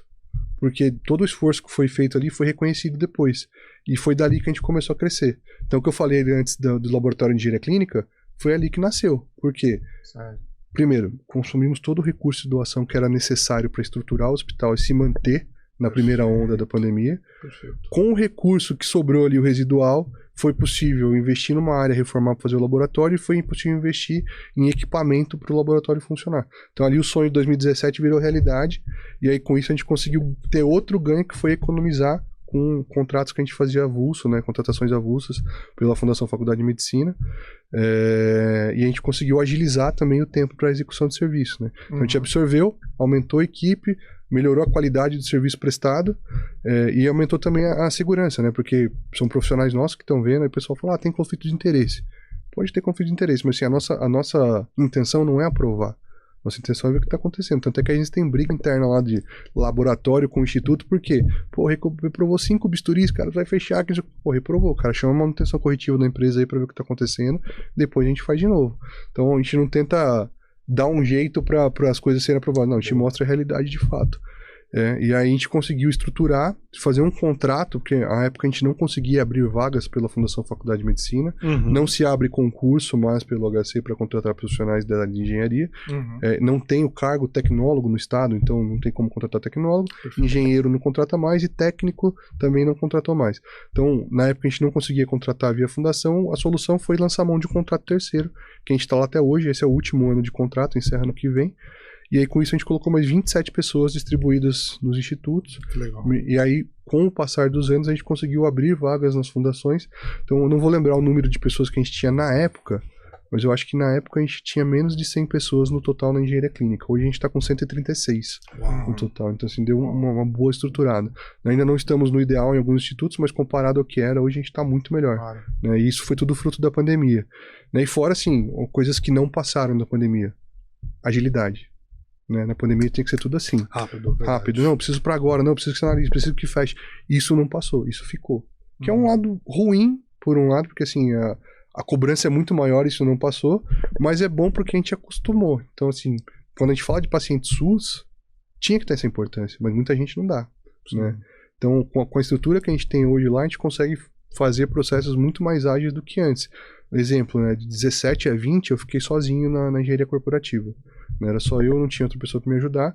E aí eu tinha que cuidar de contratos corporativos, que envolvia vários institutos, tinha que cuidar de compras corporativas para vários institutos, tinha a questão dos procedimentos que tinha que atualizar, avaliação de fornecedor, qualificação de fornecedor. Então, para uma pessoa só fazer era coisa pra caramba. Então, o que eu fazia? Deixava de fazer uma coisa para fazer outra. E aí isso vai atrasando, né? Perfeito. Com essa estrutura que a gente criou pós-pandemia, hoje a gente tem dividido em áreas de atuação lá. Então, eu tento deixar em trios, né, onde uma pessoa é a head da atividade, tem um substituto e um terceiro que não é daquela área, mas que tem que estar envolvido para saber caso alguma coisa dê errado. Né? Então hoje a gente divide lá em compra de serviços para contratos de manutenção, compra de materiais, treinamento, que é outra coisa legal de falar também, que a gente tinha esquecido, né? Treinamento, educação continuada, pesquisa e qualidade. Então essas 5 linhas que a gente criou, essas 5 áreas de atuação, elas se conversam e consegue dar agilidade para quê? A nossa intenção é que o Instituto faça o que tem que ser feito, que é o quê? A operação, a manutenção corretiva. Eles não fazem processo de compra? Faz. Tem coisas que não tem como. Mas tudo que é mais complexo, que é corporativo, ou que tem que ser algo que tem que ser desenvolvido para ser institucionalizado, a gente faz pelo corporativo e capilariza pelos institutos. Né? Legal. E aí essa questão do treinamento, né? A gente temos ainda dificuldades lá com mudança de cultura, né, para a utilização do sistema de gestão da manutenção, e a gente via que cada instituto usava o sistema de uma forma. Então, um instituto ia lá e chamava a empresa para fazer a manutenção corretiva, mas no sistema ele não lançava que o serviço era externo. Ele colocava a mão de obra dele e na observação ele colocava, a empresa veio, fez e na hora que eu vou gerar um relatório, parece que a empresa não fez atendimento nenhum. Perfeito. Aí o outro vai fazer uma manutenção que ele executou, só que como ele comprou uma peça da empresa, ele lança o serviço externo. Uau. E aí não parece que foi ele que fez. Então a gente criou um método lá para fazer trilha de treinamento. Exatamente, uma trilha de treinamento para fazer primeiro uma integração para quem chega, né? Legal. Como a gente tem um contrato terceirizado, a gente tem um certo turnover ali, e para fazer reciclagem com quem já está lá, principalmente os gestores, né? Para fazer o gestor entender que o que está errado na informação vai impactar no indicador, para ele cobrar a equipe dele, e a equipe dele também está sendo treinada na reciclagem ali para fazer corretamente. E a gente tem visto nos últimos anos melhoras aí e resultados mais fidedignos, que é igual o Alexandre falou, às vezes o número não está bonito, mas ele é real e está ali para ser trabalhado. Perfeito. Acho que pós-pandemia, então, assim, na verdade, a gente sabe que foi um momento crítico para o mundo, mas pós-pandemia foi tirando a parte humanitária, que infelizmente muitas vidas se perderam, uma tragédia, mas para a engenharia clínica, eu acredito que tanto o HC quanto outras, isso foi benéfico no sentido de aumentar, ter mais relevância. Exato. Mais investimento, mais tecnologia, né? Isso. Exatamente. Boa. Fábio, vamos falar de tecnovigilância? Bora. Acho que antes disso, eu só queria que ele respondesse uma pergunta que assim, ele internalizou a calibração, né, lá, né? Você também teve um ganho extraordinário. É bom internalizar ou não? Porque assim, todo mundo me pergunta sobre isso, você entendeu? Eu vou internalizar ou não? Porque tem clientes que fizeram esse trabalho de internalizar e tem clientes que não fizeram. Tem cliente que voltou, internalizou e tal, mas nós temos alguns clientes que internalizou. Para você, qual foi o ganho disso? O que o Effort te ajudou e vem ajudando no LabEC que vocês criaram lá? Eu vou falar que foi bom, né? É lógico que foi. Agora, depois você pergunta pro Fernando e pro Eric se é bom. Aí, Eric e Fernando. Não, brincadeira à parte, sim. Foi bom porque, primeiro, as questões que eu coloquei, a gente não tinha confiança no que a gente estava recebendo. Boa. O serviço pro HC não era caro. Como o HC é um hospital grande, tem volume e tem visibilidade, as empresas se degladiavam para estar lá, né? Então, pagar o serviço não era tão caro, que foi até algo que dificultou a gente justificar e internalizar. Boa. Mas a gente não tinha confiança na qualidade do que a gente estava recebendo, porque tivemos problemas lá com aparelhos de anestesia que não estavam fora da faixa e falaram que estavam. Quase fechamos leitos de UTI por causa de ventilador que foi reprovado, na verdade não estava. Então, nesses problemas, a gente vai pescando uma coisa ali, pescando ali, que falou, pô, eu podia fazer isso melhor. Boa. Embora assim, não seja eu que execute, eu não sou o cara que é especialista lá na parte metrológica, o Eric debruçou em cima disso quando eu levei ele pro laboratório para estruturar, e ele aprendeu e, cara, ele comeu o livro, montou o procedimento, explicou para todo mundo e fez o negócio acontecer. Vou até abrir aqui. O Eric, nós vai chamar você aqui para vir falar de metrologia aqui. Você vai dar uma aula para nós aqui, nos ensinar, entendeu? Fala pra ele falar de interpolação. Ih, rapaz, vamos falar de interpolação. Mas, desculpa te cortar, Imagina. Fábio, mas é só para aproveitar, porque é algo super importante na área hospitalar e na área da indústria. É extremamente importante também, mas desculpa aí. Imagina. E aí, com isso, quando a gente resolveu internalizar, a gente conseguiu chegar num denominador que a gente falou, ó, vamos sair no 0 a 0. Aí foi aprovado. No fim, a gente teve economia. Né? Quando a gente fez o primeiro simpósio de engenharia clínica do HC, me preocupou que a gente botou o laboratório em foco, né? E na mesma época saiu também na Hospitalar, lá a gente participou do congresso da Beclin e apresentou lá também. E aí uma revista aí falou assim, HC economiza mais de 1 milhão com internalização e tal. Eu sempre falei, não é economia, é custo evitado, porque se você fizer um microcusteio, a gente tem o custo de operação, e não estava considerando isso nos indicadores que a gente mostrou. Hoje a gente sabe que a gente economizou na época ali por volta de 500 mil. Não foi 1 milhão, mas foi 500 mil. 500 mil também já é alguma coisa, né, pô? Só que se você fizer isso por ano, porque aí seria por ano, correto? Então, 3, 4 anos, o quanto é? Exato. E assim, o que está acontecendo? Porque a gente está aumentando, né, o escopo do LABEC. Legal. Então, o laboratório foi muito bom, porque foi mais alguma coisa que fez da visibilidade para a engenharia clínica lá dentro, nos ajudou a criar uma noção de ensino, porque a gente teve que começar a treinar pessoas, né? Sim. Eu, particularmente, não treinei as pessoas para essa parte de metrologia, mas eu participei ali do começo, ali vi como é que foi o Eric estruturar, participei de alguns treinamentos ali que a gente teve de analisadores de padrões e tal, para a gente poder começar a usar, e aí com isso que a gente também criou a ideia lá do treinamento interno que a gente acabou vingando, né? E só aproveitando o paralelo também, eu comentei com vocês antes da gente começar a gravar, isso foi uma virada de chave que teve com a pandemia pra gente também. A gente atuava como engenharia clínica só no assistencial. O HC tem 4 pilares de atuação. É o ensino, pesquisa, inovação e assistência. A gente atuava só na assistência no sentido de fazer manutenção do equipamento. Perfeito. E eu particularmente achava estranho os outros pilares, porque eu falava, a gente tem que dar assistência pro paciente. Só que o HC ele não é só um hospital. O HC é um hospital escola ligado a uma faculdade de medicina da Universidade de São Paulo. Perfeito. Então, quando a gente fala da faculdade, ele fala um sistema FM HC USP. Exatamente. E quando a gente fala do HC, fala HC FM USP, então inverte, né? E eu via só o HC FM USP. Quando a gente para pensar no todo, por que eu tenho ensino, pesquisa e inovação antes da assistência? Porque é uma faculdade de medicina que forma pessoas para trabalhar no hospital. Essas pessoas vão gerar pesquisa, né, durante a formação e depois da formação para beneficiar esses pacientes e através do tratamento desses pacientes, e eu vou ter inovação nesse processo que vai gerar... Então, quando isso entrou na minha cabeça, parece que fez, sabe aquele meme? Aí foi, pô, a gente tem que atuar dessa forma, mas como que a gente vai atuar? Eu vou atuar em ensino, eu tenho que capacitar minha equipe. Legal. Eu tenho que lançar a mão de conseguir gerar conhecimento para outras pessoas que estão fora do HC também. Eu vou atuar em pesquisa? Isso é algo que a gente ainda está embrionário lá. Mas a gente está fazendo pesquisa já, começamos algumas coisas com vocês, discutimos algumas coisas de tarde, e é algo que a gente está fazendo, né, com a ideia de lançar artigos, começar a gerar conhecimento de engenharia clínica. Com isso, consequentemente, eu vou ter inovação, e isso vai beneficiar a assistência, que é o processo de manutenção, né? Então, o laboratório ele deu o start para toda essa virada de chave e para o crescimento, estruturação e visibilidade da engenharia clínica dentro do HC. O software, o Effort, você me falou que você teve um ganho de, eu não sei quanto, eu vou deixar se você tiver esse dado aí, de disponibilização do certificado, esse tipo de coisa. Para você ter uma ideia, né, antes a gente dependia de receber o certificado do fornecedor, se demorava ali às vezes 15 dias, até 30 dias, dependendo do fornecedor. Perfeito. E pensa numa lógica de você ir fechando a ordem de serviço para gerar indicador. Isso embanana tudo. Né? Hoje, nossos certificados a gente gera em 1, 2 dias úteis. Então, hoje o técnico foi a campo, fez a calibração, amanhã ele traz lá para o laboratório, isso é lançado, conferido, depois é lançado direto no sistema. Eu não preciso mais de papel, não emito papel, né? Não preciso guardar papel, escanear papel mais para colocar no sistema, já gera dentro do sistema direto. Meus procedimentos estão todos no sistema.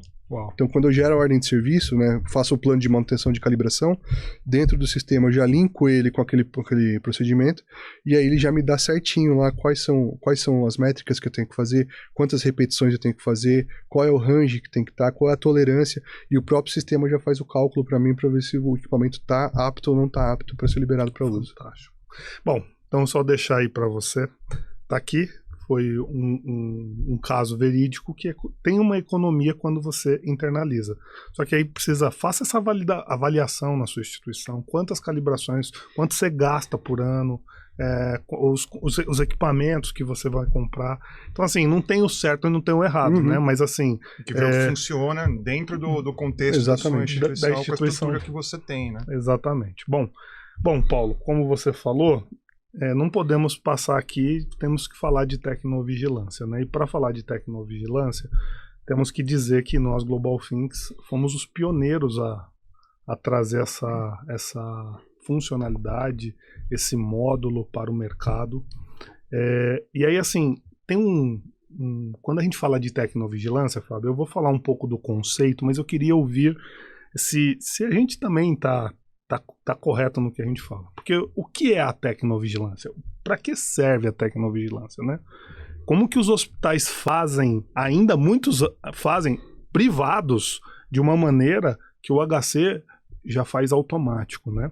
Então, assim, tecnovigilância, na verdade, para você que está nos assistindo, é como se fosse um recall de um carro. Então, imagina que você comprou um carro, né, da marca X, e esse carro, por algum motivo, apresentou alguma falha em algum equipamento que a fábrica detectou, e aí ela normalmente vai na mídia, nos canais de comunicação hoje, que são vários, e pede para que você leve o seu carro até uma concessionária para que eles possam substituir, trocar aquele equipamento para fazer esse recall, para te trazer a segurança dentro disso. Então, a tecnovigilância, ela funciona assim também no meio hospitalar, né? No meio da saúde. Primeiro que todo equipamento vendido, ele precisa ter o registro Anvisa, né? Para ficar claro, tem uma legislação aqui. E o nosso módulo, ele de fato analisa os 40 mil equipamentos, nem todos talvez estejam caracterizados com registro Anvisa, ou sim ou não. E antes da tecnovigilância, na verdade, precisava ficar acessando o site da Anvisa, verificando se tem alerta de tecnovigilância, e aí depois, se tem, abre uma ordem de serviço, avisa o fabricante. Lógico, tem lá, o fabricante também tem que entrar em contato, tem todo... Eu não vou entrar nesse, que depois eu vou trazer aqui um pessoal aí que é fabricante, que aí depois eles vão falar dessa outra parte. Mas, Fábio, conta como que o HC fazia, né? Tinha braço para fazer 40 mil equipamentos? Como é que é feito hoje, né? O quanto a gente fala de tecnovigilância, nosso módulo é o Vigilant Care, e aí eu deixo aí para que você possa falar um pouquinho mais sobre o quão importante é a segurança para o paciente desse módulo. Legal falar disso, porque assim, o Vigilant Care fez a gente dar um avanço numa coisa no Wayport que a gente não dava tanta importância no cadastro, né? Eu falei do inventário, o registro Anvisa é importantíssimo no inventário. Legal. E era algo que a gente não considerava até então, né? Quando surgiu o Vigilant Care, a gente interessou na hora. Por quê? Como é que ainda funciona assim no HC? Porque a gente não conseguiu linkar com a outra área, porque não é a engenharia clínica que fica responsável pela captação de alertas de tecnovigilância. Mas hoje a gente recebe antes o alerta do effort do que da área que faz a captação, né? E o que a gente teve que fazer? Primeiro, essa área tem acho, 3 ou 4 pessoas, é uma área estratégica lá que poderia estar investindo mão de obra dessas pessoas para outras coisas. Perfeito. E eles têm que entrar diariamente no site da Anvisa e procurar, e eles mandam por e-mail para um grupo que cai para todos os gestores de engenharia clínica dos institutos, e aí o cara tem que ir lá e responder: olha, eu não tenho esse equipamento no meu parque, os números de série citados não fazem parte do meu parque. Uau.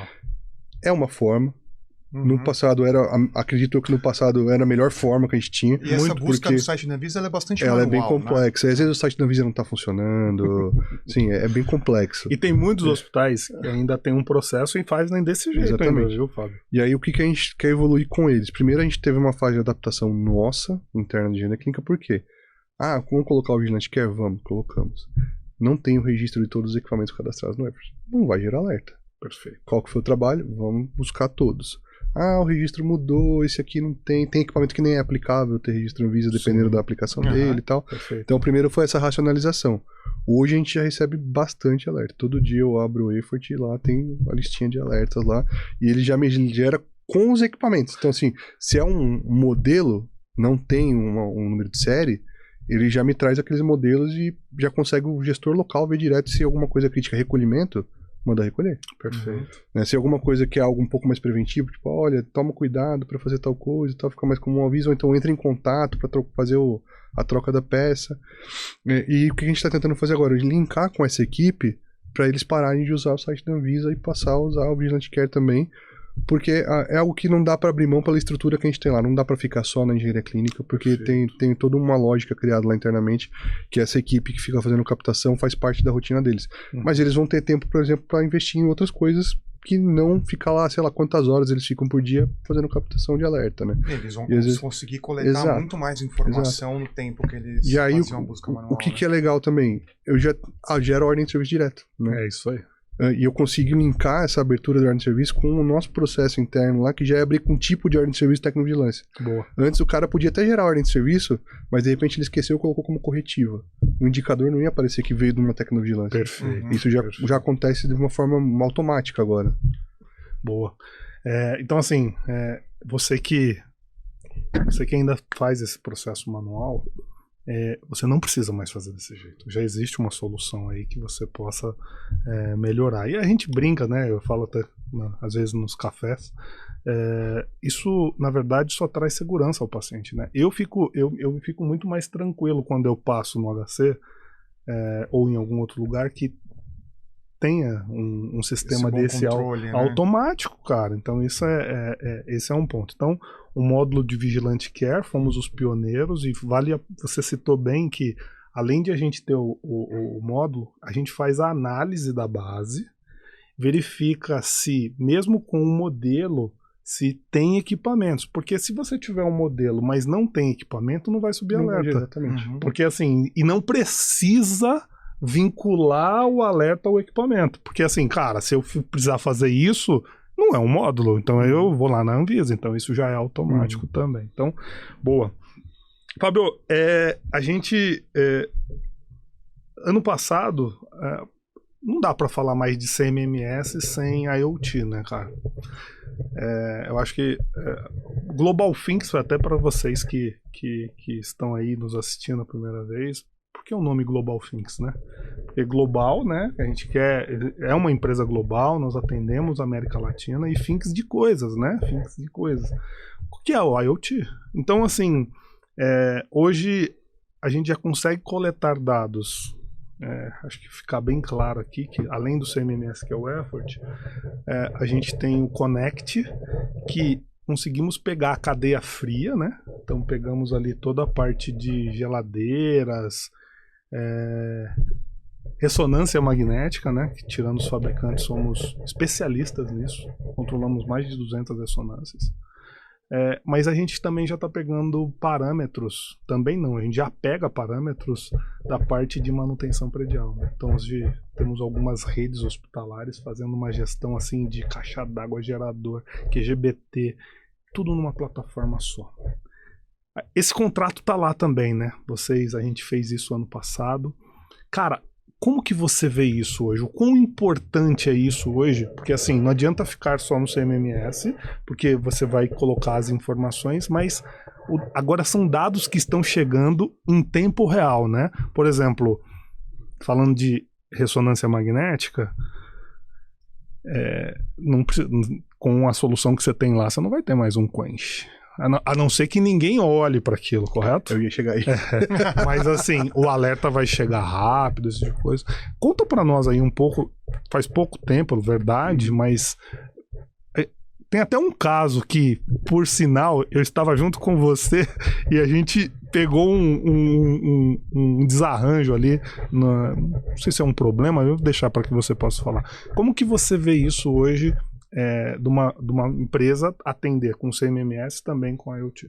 Não, eu sempre vejo com bons olhos, né? Antes mesmo de ter lá a tecnologia, sempre é algo que é interessante, porque o que é minha ferramenta de trabalho, né? Meu feijão com arroz ali da engenharia é o sistema de gestão da manutenção. Perfeito. Se eu não tenho isso, eu não tenho dado para trabalhar. Tudo que eu puder linkar nesse sistema de gestão da manutenção, que vai agregar informação, dado bom para eu trabalhar, é sempre muito bem-vindo, né? Perfeito. Então, o Vigilant Care é algo que agregou bastante. Né? O Connect, antes mesmo de ter lá, eu já sabia que ia agregar. A gente tinha uma solução já para aferir algumas coisas de ressonância que não era aberta para todo mundo e que não davam os alertas do jeito que a gente precisava, e não tínhamos nada até então nos institutos lá do HC de cadeia de frio. Né? Perfeito. Então foi o que a gente começou a discutir. Hoje, agora meu celular está no mudo, mas pode ser que esteja caindo alerta aqui agora no meu celular. E-mail também cai alerta. A gente está numa fase ainda de amadurecimento, então a equipe está numa fase de mudança de cultura lá. Uhum. Até o que você citou lá, que a gente pegou o problema, juravam que era um problema do sensor, a gente foi até o local e comprovou que não era um problema do sensor, era um problema da refrigeração da sala. Perfeito, né? perfeito. E depois disso, a mesma pessoa veio para mim e falou: conseguimos comprovar que a falha que teve lá não foi no equipamento, foi na sala, que basicamente a culpa não é da engenharia clínica, né? Tá bom. Então, assim, é legal porque a gente gera dado confiável, né? Contra fatos no argumento, você tá vendo ali, eu tenho um range de operação aqui. E aí, de repente, não é a curva do equipamento, é a curva de temperatura da sala. Ela sai desse range, fica lá horas fora, vai colocar seu equipamento em risco para operação. Perfeito. Ainda mais no caso lá que era para guardar a amostra, ultra freezer e tal. Então, assim, é legal porque você tem evidência para mostrar, né? Não fica no achismo. Uhum. Né? Quando você pode ter um termômetrozinho, um termigrômetro na parede lá e de hora em hora alguém lá e marcar. Perfeito. Mas aí, primeiro, a pessoa pode não marcar. A pessoa pode ir lá e marcar qualquer coisa. E aí, quando você vai pegar o dado, fala, mas o fulano passou aqui tal hora e tava dentro, e não tava. Sim. Né? Então, Isso pode provocar a perda de medicamentos, exatamente. de insumo. Nesse caso, acho que a gente não tinha nem como estimar o valor, porque assim, são amostras de pacientes de, sei lá, 2000 e pouco. Uau. Né? Então, pesquisas que são feitas. Então, se você perde as amostras, ruim na pesquisa. acabou a pesquisa, exatamente. Perfeito. Exatamente. Então, foi legal por isso, assim, outra coisa, conseguir ver o dado à distância, né?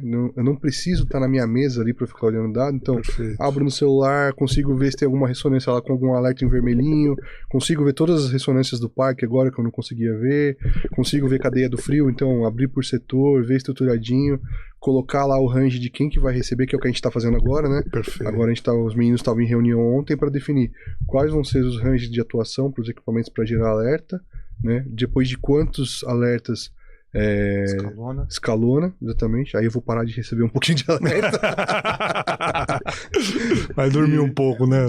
Não, mas é legal, cara. Eu adoro isso. Tipo, enquanto isso não tá sendo feito, eu tô curtindo porque eu tô vendo o que tá acontecendo. Boa. E aí, se não, eu fico lá olhando, eu deixo aberto lá na tela do meu computador e vou trabalhando, né? Eu fico com 3 telas lá. Então, uma tela do Note e as 2 telas que eu trabalho. Eu deixo no Note aqui do lado, vou fazendo minhas coisas, dou uma olhadinha. Aí você deixa com som, às vezes tá com fone, ele fica pipi, pipi. Aí você faz o barulhinho e você olha e fala, opa, a ressonância tá fora, vou esperar um pouco. Aí você espera meia horinha, tá fora ainda. Você já pega o ramal e fala, fulano, tá fora, dá uma olhadinha lá. Fábio, na sua ressonância, eu sei o que você faz, eu quero que você possa falar, lógico, é importante para nós.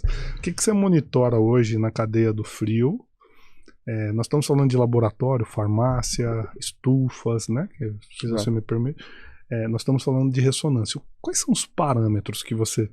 Começando por ressonância, que são importantes, porque isso Cara, vamos só fazer uma conta rápida aqui. Hoje, uma ressonância hoje, 1.200 litros de hélio, mais ou menos, beleza? Então, se a gente pegar aqui 1 litro de hélio, eu não sei exatamente hoje, mas $55, ok? Você faz isso vezes 6. Beleza? Porque é dólar, beleza? Você vai chegar ali num valor. Aí você vai chegar 200, 300 reais o litro do hélio, beleza? Vezes 1.200. Só pra você reabastecer o hélio, que é uma parte, nós vamos falar aí de 300 a 400 mil reais. Aí você faz isso vezes 16, que é a quantidade de ressonância que a gente tem lá. Vezes 16, Só que aí a gente tem uma outra coisa, né? Normalmente, infelizmente, quando dá um quench, nós estamos falando de baixar campo, trocar peças, a ressonância vai ficar sem funcionar por um período, você para a agenda, não atende paciente. Cara, vamos colocar aqui, fazendo arredondar isso aqui, de 800 a 1 milhão para botar um equipamento de novo no ar. Só que isso é que mensurável. E o paciente que teve que cancelar esse tipo de coisa? Cara, então, o que você monitora hoje lá? E isso é como eu disse, né? Somos pioneiros, tirando os fabricantes, hoje com mais de 200 ressonâncias sendo monitoradas. Como que é isso para você? Quais são esses parâmetros? O principal que eu mais olho, os dois que eu mais olho, primeiro a temperatura e umidade da sala técnica. Boa. Que era algo que era muito problemático pra gente em alguns institutos lá. A gente chegou a ter problema logo que eu entrei no HC de ficar com a máquina lá parada por quase 3 meses, porque deu um problema no chiller por falta de manutenção preventiva e deu pau, teve que baixar campo, etc, etc. Legal. E aí, nesse mesmo local, a gente tinha muito problema de controlar a umidade da sala. Então, deu problema em gradiente, deu problema em radiofrequência várias vezes. E aí, a empresa chega uma hora que o cara também fala, pô, o cara paga o contrato, mas eu tô gastando aqui, vou lá ver o que tá acontecendo. Perfeito. E aí, o cara vai lá e te fala, ó, você tá com um problema aqui, você tem que controlar a sua climatização. Aí vai a manutenção, troca, às vezes resolve, às vezes não resolve, às vezes faz um paliativo. Quando colocou o sistema, comecei a ver isso, aí pra mim deu um alívio, porque eram minhas duas preocupações, a temperatura e a umidade da sala técnica e o compressor ligado ou desligado. Se o compressor para, não tá circulando água, vai subir a temperatura, a máquina vai canchar. Então esses são os dois principais. Então hoje o que a gente controla? Nível de hélio, né? Compressor está ligado ou desligado, temperatura da água do chiller, de entrada e de saída. Legal. Temperatura e umidade da sala técnica, da sala de comando, e temperatura e umidade da sala de exames, né? Então, esses parâmetros já dão uma baita de uma segurança em relação à ressonância magnética. Acho que os mais críticos para mim, aí a opinião do Fábio, eu sei que o paciente é importante, claro, mas os mais críticos para mim tá ali na sala técnica, né? Saber se o compressor tá funcionando, saber se a temperatura de água tá ok, saber se a temperatura e umidade da sala tá ok, para não ter um problema lá na parte técnica. Depois a sala de exames, obviamente, para evitar queimadura para o paciente, desconforto. E a sala de comando, claro, tem questões do console e tal, mas acho que é o menos crítico ali, porque é o mais perceptível, você tem o operador ali. O operador vai te alertar. Perfeito. Você tem um sensor ali, né? Exatamente. Fábio, o pessoal às vezes pergunta para nós assim, com medo de instalar um tipo de sensor desse por perder garantia, né? Você teve algum problema com algum fabricante lá, depois que você fez essa instalação? Porque assim, é totalmente não invasiva, beleza? Não fura nada. Você teve algum fabricante chegou em você, falou não pode, esse tipo de coisa? Nenhum, inclusive quando a gente estava montando o processo, né, ou fazendo o projeto, a gente consultou os fabricantes que a gente tem lá, que são mais de um, são vários, e nenhum deu, a resposta foi essa: é invasivo? Não é invasivo, então não tem problema. Boa. Se fosse alguma coisa invasiva, talvez a conversa fosse outra, mas como não é invasivo, nenhum problema. Legal. Boa. Então esse é ressonância magnética. E cadeia de frio, cara? Hoje você freezer, ultra freezer, os sensores são calibrados, tal. Inclusive tem, depois até mostra aqui com um visor, né, que isso ajuda bastante, porque também funciona como um termigrômetro para atender a área de laboratório, farmácias, nutrição. Como que tá isso lá hoje, Fábio? Hoje a gente colocou no laboratório central, né, que é o nosso maior laboratório que fica junto. Nós temos 2 prédios que a gente considera meio que como um só, né, que é o Instituto Central e o prédio dos ambulatórios. Perfeito. CHC/PAMB, né. O laboratório central fica no PAMB, em mais de um andar lá, então eles têm várias áreas. Eles têm algumas salas lá com ultra freezers, que foi a sala que a gente visitou. Eles têm parte de banco de tecidos, ortopedia tem um banco de tecidos, Perfeito. Então importante também para conservar. Tem a parte de farmácia também, que a gente tem câmaras refrigeradas e outras freezers. Então, e no INRAD também tem algumas coisas lá que a gente colocou em algumas câmaras refrigeradas, né, na radiologia. Então toda essa área hoje que a gente não tinha visibilidade alguma, hoje a gente tem visibilidade, que era algo que eles tinham um plano de contingência que dependia de pessoas, né? Então, no final de semana você tinha que depender de uma pessoa que não era da engenharia clínica, para caso algo desse errado, o cara ir lá tirar as amostras, tirar medicamento de uma câmara, um refrigerador e levar para outros, né? Então, hoje com o sistema a gente consegue já colocar o alerta, né? A engenharia recebe, o próprio cliente interno pode receber também, a gente pode cadastrar para eles receberem, e eles também estarem no meio dessa cadeia de informação. E aí, por que eu tô falando do cliente interno? Porque nesse caso específico, o plano de contingência não vai depender da pessoa lá, mas se o cara estiver fora e tiver um alerta, e não tiver ninguém lá, o cara vai ter que deslocar para lá para tomar alguma ação. Bom, você disse uma coisa importante aí dessa questão dos alertas e abertura de OS automático, né? Talvez a gente ainda não usou ainda, né? Mas já tem isso.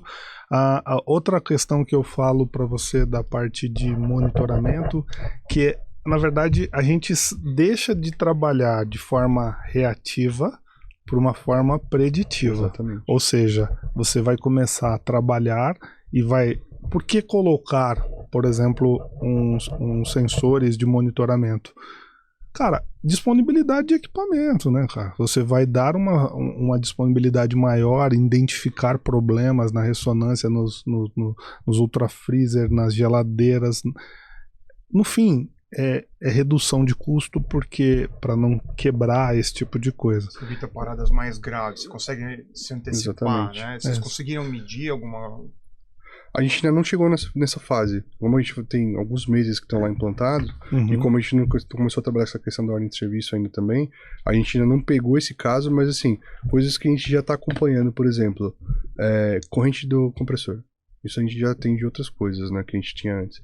Quando a gente começar a observar que o compressor ele tá desligando muito, a corrente tá exigindo mais para ele ser ligado ali, você sabe que é uma hora que o compressor daqui a algum tempo vai dar pau, vai dar problema. Né? Então você consegue agir antes disso, trocar ou preventivamente ali o compressor ou alguma peça do compressor para voltar ele para o estado de normalidade, né? Então esse é um caso que espero que talvez daqui a um tempo, como vocês me convidarem de novo, eu tenha algum case para contar para vocês. Já está convidado, Fábio. Na verdade, fique tranquilo, esse é o episódio 1. Você vai voltar sim para contar algumas coisas sobre a experiência aí com o Connect, né? Bom, o Connect então é uma questão preditiva, você tem numa única plataforma e vou deixar aqui pessoal entendendo, porque assim, não é somente ressonância magnética, cadeia de frio, mas também atendemos vários outros parâmetros, como caixa d'água, como hidrômetro, como gerador, QGBT, até entrada de energia na concessionária. Então, isso aí, imagina ter tudo numa única plataforma, que é o que a gente consegue hoje. Okay? Fábio, eu não posso assim seguir, acho que de Connect é isso? Lembra de mais alguma coisa aí, Paulo? Sim, acho que até o nosso tempo já está caminhando para o fim, então... Passa rápido, né? Não parece brincadeira, né?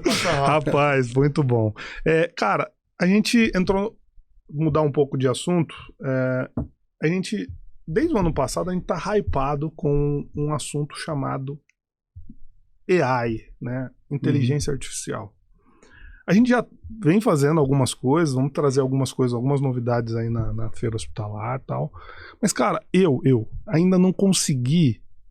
A gente está trabalhando internamente para trazer algo palpável para vocês lá. Por exemplo, né? O Fábio abria o computador e eu já trazer para você ali dos seus institutos os equipamentos críticos, uma análise mais rápida. Eu acho que isso a IA vai ter que fazer e vai fazer. O que o Fábio está vendo de inteligência artificial? Como que é a sua visão hoje? Para onde você acha que vai? O que isso vai trazer de benefício dentro da engenharia clínica? Eu acho que assim, o que a gente está aprendendo, o que a gente está engatinhando ainda, né? Muita gente está avançada, mas acho que, pelo menos falando da nossa realidade lá, não vou falar mentira, a gente está engatinhando. Né? A gente está começando a usar IA para nos assessorar em processos, para tirar um pouco de operação e agilizar, né? Então, exemplos, documentos que a gente gera, né? Que aí não tem tanto a ver com a manutenção em si, mas com processos de compra, por exemplo, essas coisas. A gente consegue gerar de forma mais rápida pareceres e memorial descritivo, termo de referência, né, para compra. E isso agilizou demais. Nossa, o processo de compra, por exemplo, eu vou comprar uma ressonância, um aparelho de anestesia, quando tem muita informação para você ficar validando a especificação. Antes, como é que eu fazia? A gente tem o acesso do ECRI lá no HC, e aí eu entrava no ECRI, pegava o que tem no mundo e ver o que tem comercializando no Brasil, pega o que tem realidade no Brasil que não está no ECRI e faz uma comparação ali, baliza de acordo com a necessidade da área. Fecha um descritivo, solta para o mercado. pega os orçamentos, abre o processo. Quando você abre o processo, não necessariamente as empresas que você cotou são as empresas que vão participar. Todo mundo pode participar. E aí a dificuldade era validar a especificação. Primeiro que tem um problema com a Anvisa, que nem todo equipamento que tem registro Anvisa tem um manual lá. Então isso dificulta. Sim. Porque às vezes o que o cara faz? O cara entra no processo e o documento dele que ele manda para você validar é um Ctrl+C, Ctrl+V do seu termo de referência. Pra mim não vale nada, porque assim, o cara tá falando que ele faz o que eu falei, beleza, o papel aceita tudo, eu preciso de um manual que alguém chancelou ali que realmente é aquilo, né? Então, de preferência, a Anvisa. Quando eu tenho o manual da Anvisa, ótimo, mas aí você tem que ficar lá caçando que página que tá aquela especificação, aonde que tá tal coisa. Às vezes tá com um nome diferente, um termo diferente do que você colocou no TR. Então, com o IA, isso pra gente melhorou bastante. A gente pega as propostas, ou a proposta, dependendo da modalidade de compra, joga o TR, joga a proposta, pede, monta um promptzinho lá para ele fazer a análise e já devolve e você valida, né? Você não vai acreditar 100% do que ele tá falando. Mas essa validação é muito mais rápida do que você ficar checando. Então isso acelerou muito algumas coisas em relação ao processo de compra. Em relação a processos internos nossos, a gente tá engatinhando, né? Então a gente tá tentando automatizar algumas coisas que a gente faz manualmente ainda. Então, eu tenho diversas informações do effort, eu tenho. Mas a gente ainda é acostumado a trabalhar com aquela mente de baixar planilha e trabalhar com a planilha para conseguir cruzar alguns dados, né? É isso que eu ia te perguntar, né? A parte de dados. Né?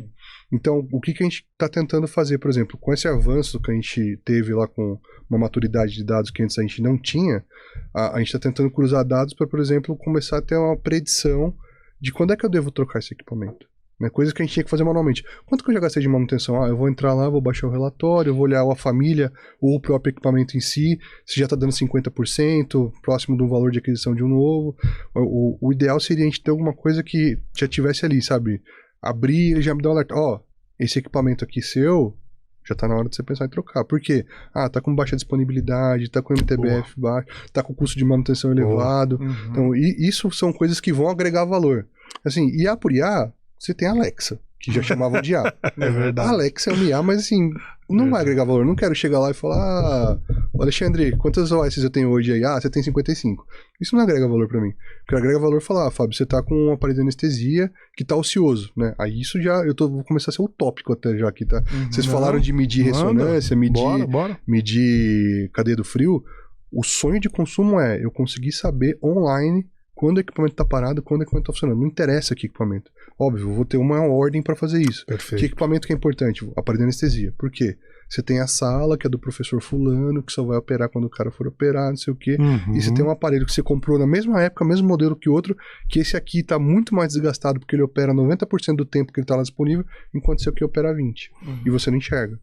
Se eu conseguir enxergar isso, né, o sistema vai mostrar isso, eu falo, vamos inverter isso aqui para eu conseguir equilibrar. O que você está querendo dizer, acho fantástico isso, né? Uma dica fundamental, né? Acho que antes de soltar isso, leva isso pra galera lá dentro.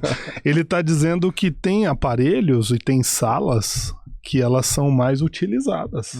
E esse aparelho de anestesia, ele foi utilizado 100 vezes, exemplo, aqui é um drúxulo, enquanto o outro foi 20. É isso mesmo. Isso aqui, olha só, né? Se a gente for entender e caminhar um pouquinho mais, talvez esse cara que usou 100 vezes, ele precisa passar por uma calibração. Esse outro de 20, a gente poderia até olhar e fazer uma verificação, ele não usou tanto, você entendeu? Então assim, cara, isso aqui é confrontar e falar assim, troca esse cara tá sendo usado demais, entendeu? Os dados estão lá, né? Acho que o segredo é tentar tirar um insight, né? Então, tem um insight aí, viu, Iverson? Você vai ver isso aí. Daniel, tá aí, o cara tá dizendo o que ele... aqui não é achismo. Aqui não é o que eu acho, é o que o Fábio tá dizendo. De poder analisar e o sistema já falar para ele assim, esse equipamento tá parado, tá, fazendo uma informação de quem tá usando mais, menos. Então tem um insight muito bacana. Fábio, a parte de inteligência artificial, eu queria deixar aqui um ponto que, assim, às vezes a gente para pensar assim, né? O que a IA vai fazer para mim, né? Eu acho que esse é um insight que a gente tem hoje, mas eu queria trazer algo que, assim, cara, eu acho que a gente teria que pensar assim, será que esse processo ainda vai existir com a IA lá na frente? Porque, assim, às vezes a gente quer colocar a IA em algum canto, Mas será que vai necessitar ainda? Porque assim, a gente precisa saber o que a IA vai de fato realmente ajudar e tá ajudando já em diversas coisas, mas acho que eu trago esse insight do tipo, será que lá na frente, o que eu executo hoje, ela já tem que fazer para mim? Então acho que é um insight que eu coloco. Fábio, caminhando já para o final aí, eu sei que você... eu vou deixar, tem duas coisas aqui. Muitas pessoas podem estar começando. Vamos pegar aqui a juventude, 16 anos, 17 anos, né? Eu sei que você tem um MBA lá, gostaria que você pudesse falar um pouquinho, né? É um MBA em Engenharia Clínica, né? Então eu queria que você falasse. Mas se tem alguém nos assistindo aqui e gostaria de entrar na área, né? O Fábio entrou na área fazendo... um caminho, né? Todo particular. Exato. Caiu de paraquedas. Dentro disso, fazendo... Tem um monte de... Hoje os cursos estão mais voltados. O que um cara, o que uma moça, um rapaz precisa fazer para poder se tornar um tecnólogo, depois um engenheiro, esse tipo de coisa? Por exemplo, eu quero me candidatar a uma vaga lá no HC. O que eu preciso ter? O que eu preciso fazer? O HCX, eu tenho esses cursos lá. Lá é só MBA. Porque só pra gente poder falar que o GT Talks também é uma questão pra trazer essa trilha pra ajudar essa meninada que tá chegando aí. Falando especificamente do HC, a gente tem algumas formas diferentes, tá? Que não, às vezes não necessariamente o cara tem que estar cursando ou já formado, tá? No HC existe um programa de jovem aprendiz. A gente capta lá o núcleo de gestão de pessoas, trabalha junto com uma empresa que agora eu não vou lembrar o nome, que é para essa parte de estágios, tal, jovem aprendiz. E aí eles têm oferta de pessoas para alocar no setor uma vez por ano. Então a gente já recebeu alguns jovens aprendizes lá, as engenharias recebem, e aí normalmente é uma porta de entrada para quem não sabe nada da área, né? Algumas pessoas. Então o cara chega lá e fala, o que eu vou fazer? Fala, por enquanto você vai levar papel, mas você vai aprender a fazer coisa. Então, o que eu faço? Eu sou engenharia clínica, faço gestão de equipamentos, a gente trabalha com isso, e a gente começa a introduzir a pessoa. Se a pessoa criou uma afinidade, gostou do que ela está fazendo ali, acho que o primeiro passo para quem primeiro está estudando, está no colegial, etc., é procurar um curso técnico, né? E aí o curso técnico, existe curso específico, né? Tem ETEC, tem Senai, que aí tem o curso de manutenção e equipamento biomédico, e aí realmente é o cara aprender a bancada, fazer manutenção, né? Eu tem pessoas do HC, tem o Zé Eduardo, inclusive, que trabalha lá no INCOR, que dá aula em ETEC. Que legal, verdade. Forma pessoas lá. Outra opção, eu já sou formado, não vou fazer um curso técnico, vou procurar um curso de tecnologia ou um curso de engenharia, né? Aí ver o que é a estratégia. Eu comecei pela tecnologia porque foi a faculdade que eu passei, porque eu não sabia o que eu ia fazer da vida, né? Então, eu comecei por ali, mas nada impede da pessoa começar pela engenharia direto também. A questão é a facilidade e o nível de conhecimento, a afinidade com a área que ela vai ter. Se eu comecei ali num curso técnico voltado para a área, que seja uma eletrônica ou o próprio equipamento de equipamento médico, eu já vou sair com um pouquinho de bagagem ali para já começar a trabalhar na área, né? Hoje lá no HC a gente tem cargo de técnico pela Fundação Faculdade de Medicina, a gente tem cargo de técnico pela Fundação Zerbini, e a gente tem o contrato terceiro, que aí contrata como auxiliar técnico e como técnico, né? Qual que é a diferença? O auxiliar técnico a gente pega a pessoa em formação. A pessoa está cursando técnico, etc., ou então é recém-formado, e é o perfil que aí eu falo, a opinião do Fábio, tá? Não tem nada a ver com o HC assim, é a minha opinião. Eu gosto de pegar profissional assim, porque você vai moldar a pessoa, né? A pessoa tá vindo para aprender a trabalhar da forma que a instituição trabalha e tal, e depois de um tempo, se ela gostar, ela fica, se ela não gostar, ela pode ir para outro lugar, tem outras oportunidades. O tecnólogo, ele é um curso que eu acho interessante, não é porque eu fiz, mas porque ele é curta duração, é 3 anos, mas tudo tem um ônus e o bônus, né? Então, apesar de ele ter um curso de curta duração que já vai te botar num nível ali para ser um gestor, você vai ficar meio que num limbo. Por quê? Por regulação do CREA, você não pode responder por todas as atribuições que o engenheiro tem como tecnólogo. Então, algumas atribuições são necessárias, o tecnólogo não vai ter. Ao mesmo tempo, você não é o técnico. E aí, às vezes, você quer como gestor, você fica ali no meio. Você não é o engenheiro, mas você é o responsável, mas você não recebe como engenheiro. E às vezes te botam pra fazer uma coisa de técnico. Então, eu vivi isso na pele. Então, por isso que eu falo. E aí, fazer a engenharia, não vou falar que é o último passo, porque tem as especializações, né? Mas a engenharia é o último passo da graduação, né? Se for seguir essa escadinha técnico, tecnólogo, engenheiro. E aí, um engenheiro para trabalhar no hospital em engenharia clínica não necessariamente tem que ser um engenheiro biomédico, né? Tem engenheiro biomédico, eu dei aula no curso de engenharia biomédica. Perfeito. Eu sou engenheiro de produção. Né? Quando eu terminei o tecnólogo e fui fazer engenharia, na época eu pensei em fazer engenharia biomédica aqui em São Paulo, mas não tinha faculdade particular para eu casar horário com trabalho para fazer, que tinha na época. Não lembro se a PUC já tinha ou não, mas estava fora do orçamento. E tinha na UFABC, mas a UFABC era muito fora de mão para mim, para ir para lá e voltar. Aí eu acabei optando por fazer engenharia de produção porque eu já estava tomando o caminho do administrativo em relação à bancada, senão talvez tivesse feito engenharia elétrica. Boa. Mas só para deixar claro que o cara não tem que fazer o curso. Muita gente pergunta para ele, às vezes, um curso único. Às vezes pergunta, mas pô, trabalhar em engenharia tem que ser engenheiro biomédico? Não. É um curso que é voltado para a área. Para isso. Legal. Mas não necessariamente. Tanto é que eu fiz produção, né? E aí vem as especializações, pós-graduações. Então, depois que eu formei em engenharia de produção, eu já trabalhava na área, já tinha uma certa experiência, mas fui fazer engenharia clínica, já para ter, constar no currículo, para poder galgar alguma posição dentro do hospital e tal. Então, a especialização, ela vai te trazer, para quem já é da área, às vezes fala, é mais do mesmo. É mais do mesmo, mas o cara tá te formando para um perfil mais gestor. Às vezes você não é o gestor ainda, e você sai com uma percepção ali mais de um chefe de setor, né? Que às vezes você não tem com a formação da graduação só. Perfeito. E aí, fora isso, aí, enfim, tem possibilidades, né? Eu fiz administração hospitalar por opção própria, não era algo obrigatório. Estou fazendo mestrado e pretendo fazer o doutorado também por escolha própria, porque eu penso na docência.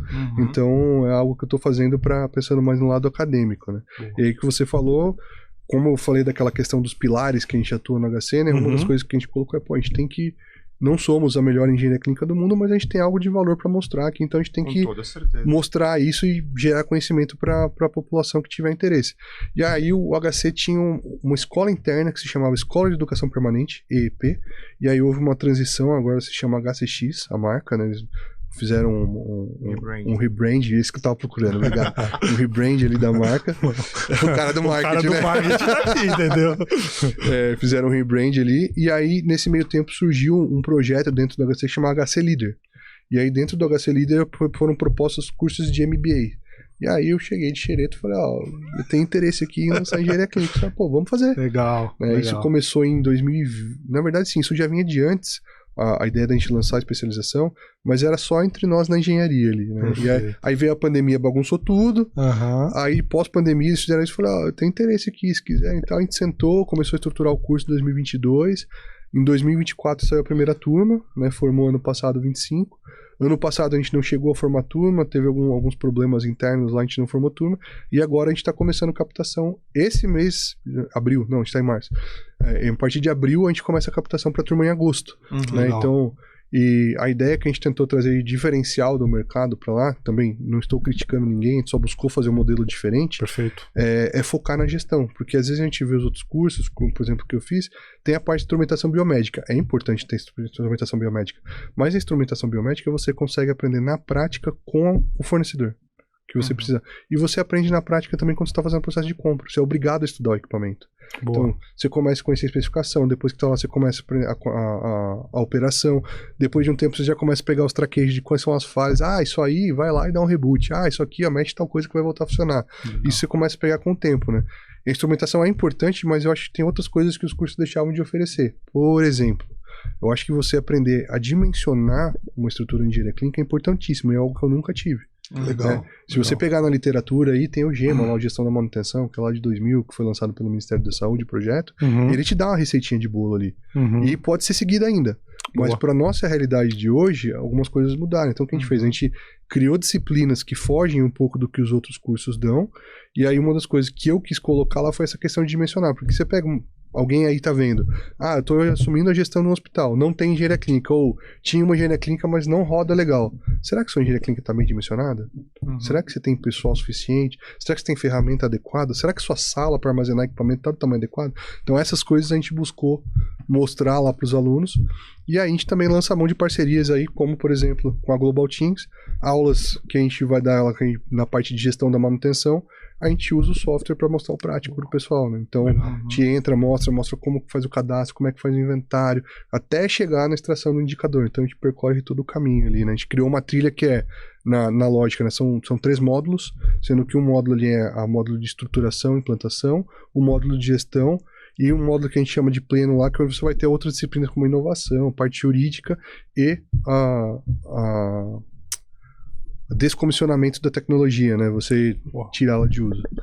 Fantástico. E até agradeço porque no primeiro lá fui convidado para dar uma aula. Sempre um prazer, uma honra atender esses pedidos. Fábio, na verdade, a gente está chegando no fim, mas eu não posso deixar de fazer uma pergunta. Na verdade, não foi eu, né? O marketing muito bem. Cara, são mais de 10 anos trabalhando com o CMMS Effort, conhecendo a Global Finks. Cara, o que faz você confiar nessa empresa? O que faz você, há mais de 10 anos, continuar? Porque assim, cara, eu sei que software não se troca todo ano, esse tipo de coisa, mas, cara, ficar 10 anos também não é, assim, cara, tem alguma coisa que chama atenção. O que nos diferencia, o que diferencia, na verdade, são 2 perguntas, né? O que faz você confiar na Global Finks há mais de 10 anos? E o que diferencia a Global Finks na sua experiência? Eu acho que o primeiro ponto é a parceria, né? Aquela coisa, não é porque eu tô aqui na frente de vocês, mas acho que o primeiro ponto é a parceria, porque assim, se a gente não sente confiança, a confiança vem da parceria, na verdade, assim, eu preciso de apoio da empresa, eu entro em contato. Se eu tenho uma resposta rápida, eu já passo a ter uma visão diferente. Boa. Pode ser que não resolva o meu problema, mas eu sei que eu tenho uma resposta. Boa. Né? E a franqueza, né? Tem coisas que são factíveis, tem coisas que não são factíveis. Né? Então, quando a gente senta e conversa, fala alguma coisa, fala, Fábio, isso aqui dá pra gente tentar, isso aqui não dá, isso aqui tem que ficar mais pra frente, e a gente vai alinhando ali os projetos, né? E eu acho que é esse ganha-ganha que a gente tem, né? Apesar de sermos cliente e fornecedor, a gente tem uma relação com a Global que é exatamente o que você falou, é meio amizade, é parceiro. Tipo, a gente depende da Global, a gente sabe que a Global quer ver o nosso sucesso. Perfeito. Então, quando a gente precisa de alguma coisa, a gente entra em contato, vocês estão lá prontos para atender a gente, vocês sempre estão ali com a gente tem nossas reuniões mensais que a gente bate como é que tem o andamento dos nossos projetos. Então, isso é uma coisa que é diferencial. Legal. E uma coisa que eu lembro até hoje, que foi uma época que você vai lembrar que estavam cutucando pra gente trocar o CMMS lá. Lembro. Eu sentei com você e falei, e aí, o que vocês estão fazendo pra inovar? Isso aí tem uns anos. Verdade.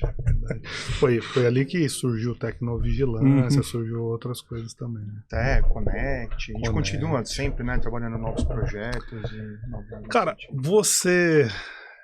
acho que assim, a resposta, a sua primeira resposta está muito claro, mas você recomendaria a Global Finks? Você recomenda ela? É isso que eu falo, não recomendaria, eu recomendo muitas pessoas. Boa. Fábio, vou deixar o fechamento para tu, mas eu queria, antes de passar o fechamento para tu, eu queria de fato, a gente é o primeiro, então uma honra receber você aqui no primeiro. Não tenha dúvida que você vai voltar. A gente vai falar mais de Connect, colhendo informações. Vamos falar de IA, né, dentro disso. Mas a gente quer trabalhar de uma maneira, até combinei com o Paulo aqui, você vai escolher. Na verdade, eu vou pedir pelo menos 2 pessoas, né? Porque se você der uma, não sei se eu vou fazer. Mas assim, eu queria que você escolhesse o próximo convidado para sentar nessa mesa aqui, para a gente poder conversar também. Então, assim, eu queria que você pudesse indicar já. Na verdade, é uma intimação, né? Então, assim, quem que você poderia nos indicar? Porque aí o marketing vai falar com essa galera. Quem que você poderia falar para nós? Ó, chama tal pessoa para isso. Pô, que responsa. Mas ó, já vou falar 2 nomes, então vou puxar a sardinha pro lado dos HCs, tá? Tá bom. Vou falar dois colegas aí que a gente conversa bastante. Conversa bastante é engraçado porque assim, ou se vê em eventos, ou a gente manda mensagem quando tá com problema. Me ajuda aqui, como é que tá tal coisa, como é que você tá fazendo aí? Vou falar primeiro do Vinícius, que é meu veterano de FATEC, tá lá na Unesp Botucatu, no HC. Uau. E parceiro, ajuda bastante. Inclusive, essa semana eu pedi ajuda pra ele. Que usa effort lá. Usa effort. Não é por isso que eu tô falando. Não. Cara, você viu que eu não coloquei Não também pra falar assim, ó. Cara, chama aqui, se usando ou não. Alguém pode dar um aqui que não use o effort. Tá tudo bem, democrático. Já vamos falar que eu tô puxando a sardinha, porque o segundo eu já sei que também usa. O segundo é o Wilker, lá de Ribeirão Preto, do HC de Ribeirão, que também é parceiro nosso. Participou de eventos nossos aqui do HC, a gente troca figurinha. Outro cara que troquei figurinha essa semana também pra tirar dúvida de algumas coisas aí, ele também perguntou. Então, assim, são pessoas que estão frescas na mente, né? Por isso que eu tô falando os dois aí. E acho que tem coisa a agregar pra vocês conversarem com eles, assim, visões diferentes de regiões diferentes, tamanhos diferentes de instituição. Hoje, né? Primeiro que nós estamos falando do Vinícius, né? Botucatu. Então, Vinícius, não sei se nós vamos ter que ir até aí ou trazer você pra cá. A gente o marketing vai ver. Ô, Wilker, você também já tá aqui na lista, entendeu? Então, assim, é Ribeirão, então o marketing também. Ou nós vamos pra Ribeirão ou você vem pra cá. Pra gente poder conversar, falar de engenharia clínica. E aí é importante salientar, porque hoje o HC, ele tem, falando de HC, então HC maior complexo hospitalar, aí vai para Ribeirão, também usa effort, né? Vai para Botucatu, também usa effort. Se vamos um pouco para dentro, que é o hospital de base, que eu vou lembrar aqui do Rodrigo, também usa effort. Então, assim, cara, com a parte de hospitais públicos tá bem assistido, né? Então, vou deixar aí na sua mão, Paulo, Miriam, para isso. Então, passo para você, Fábio, mais uma vez, muito obrigado por estar aqui. É a primeira de muitas. Tu vai voltar, não tenho dúvida disso, para que a gente possa... Não, sou eu quem agradece. Eu fiquei super honrado com o convite de verdade. Espero que tenha sido legal aí, que quem esteja assistindo tenha gostado do bate-papo aqui. E também me coloco à disposição aí, para que alguém tiver dúvida, quiser bater um papo, dá um pulo no HC, fala com o Alexandre aqui, que ele sabe meu e-mail, meu endereço. A gente pode disponibilizar seu telefone corporativo lá do HC, e-mail também na descrição do... Se quiser colocar ali, pode colocar à vontade. Então, perfeito. Obrigado. Fábio, muito obrigado. A gente tem um pequeno presente da Global Things para você. E obrigado de novo pelo teu tempo. Acho que foi uma conversa bastante proveitosa. E é isso, pessoal. Gostou do episódio? Inscreva-se no canal, comenta seu insight favorito. Se tiver dúvidas também, pode mandar. Aí o comercial estava mandando a bola para mim até agora, vou mandar para ele. Aqui o comercial vai me ajudar a responder. E compartilha com um colega, com um amigo que você acha que vai curtir esse material também. Então é isso e até a próxima.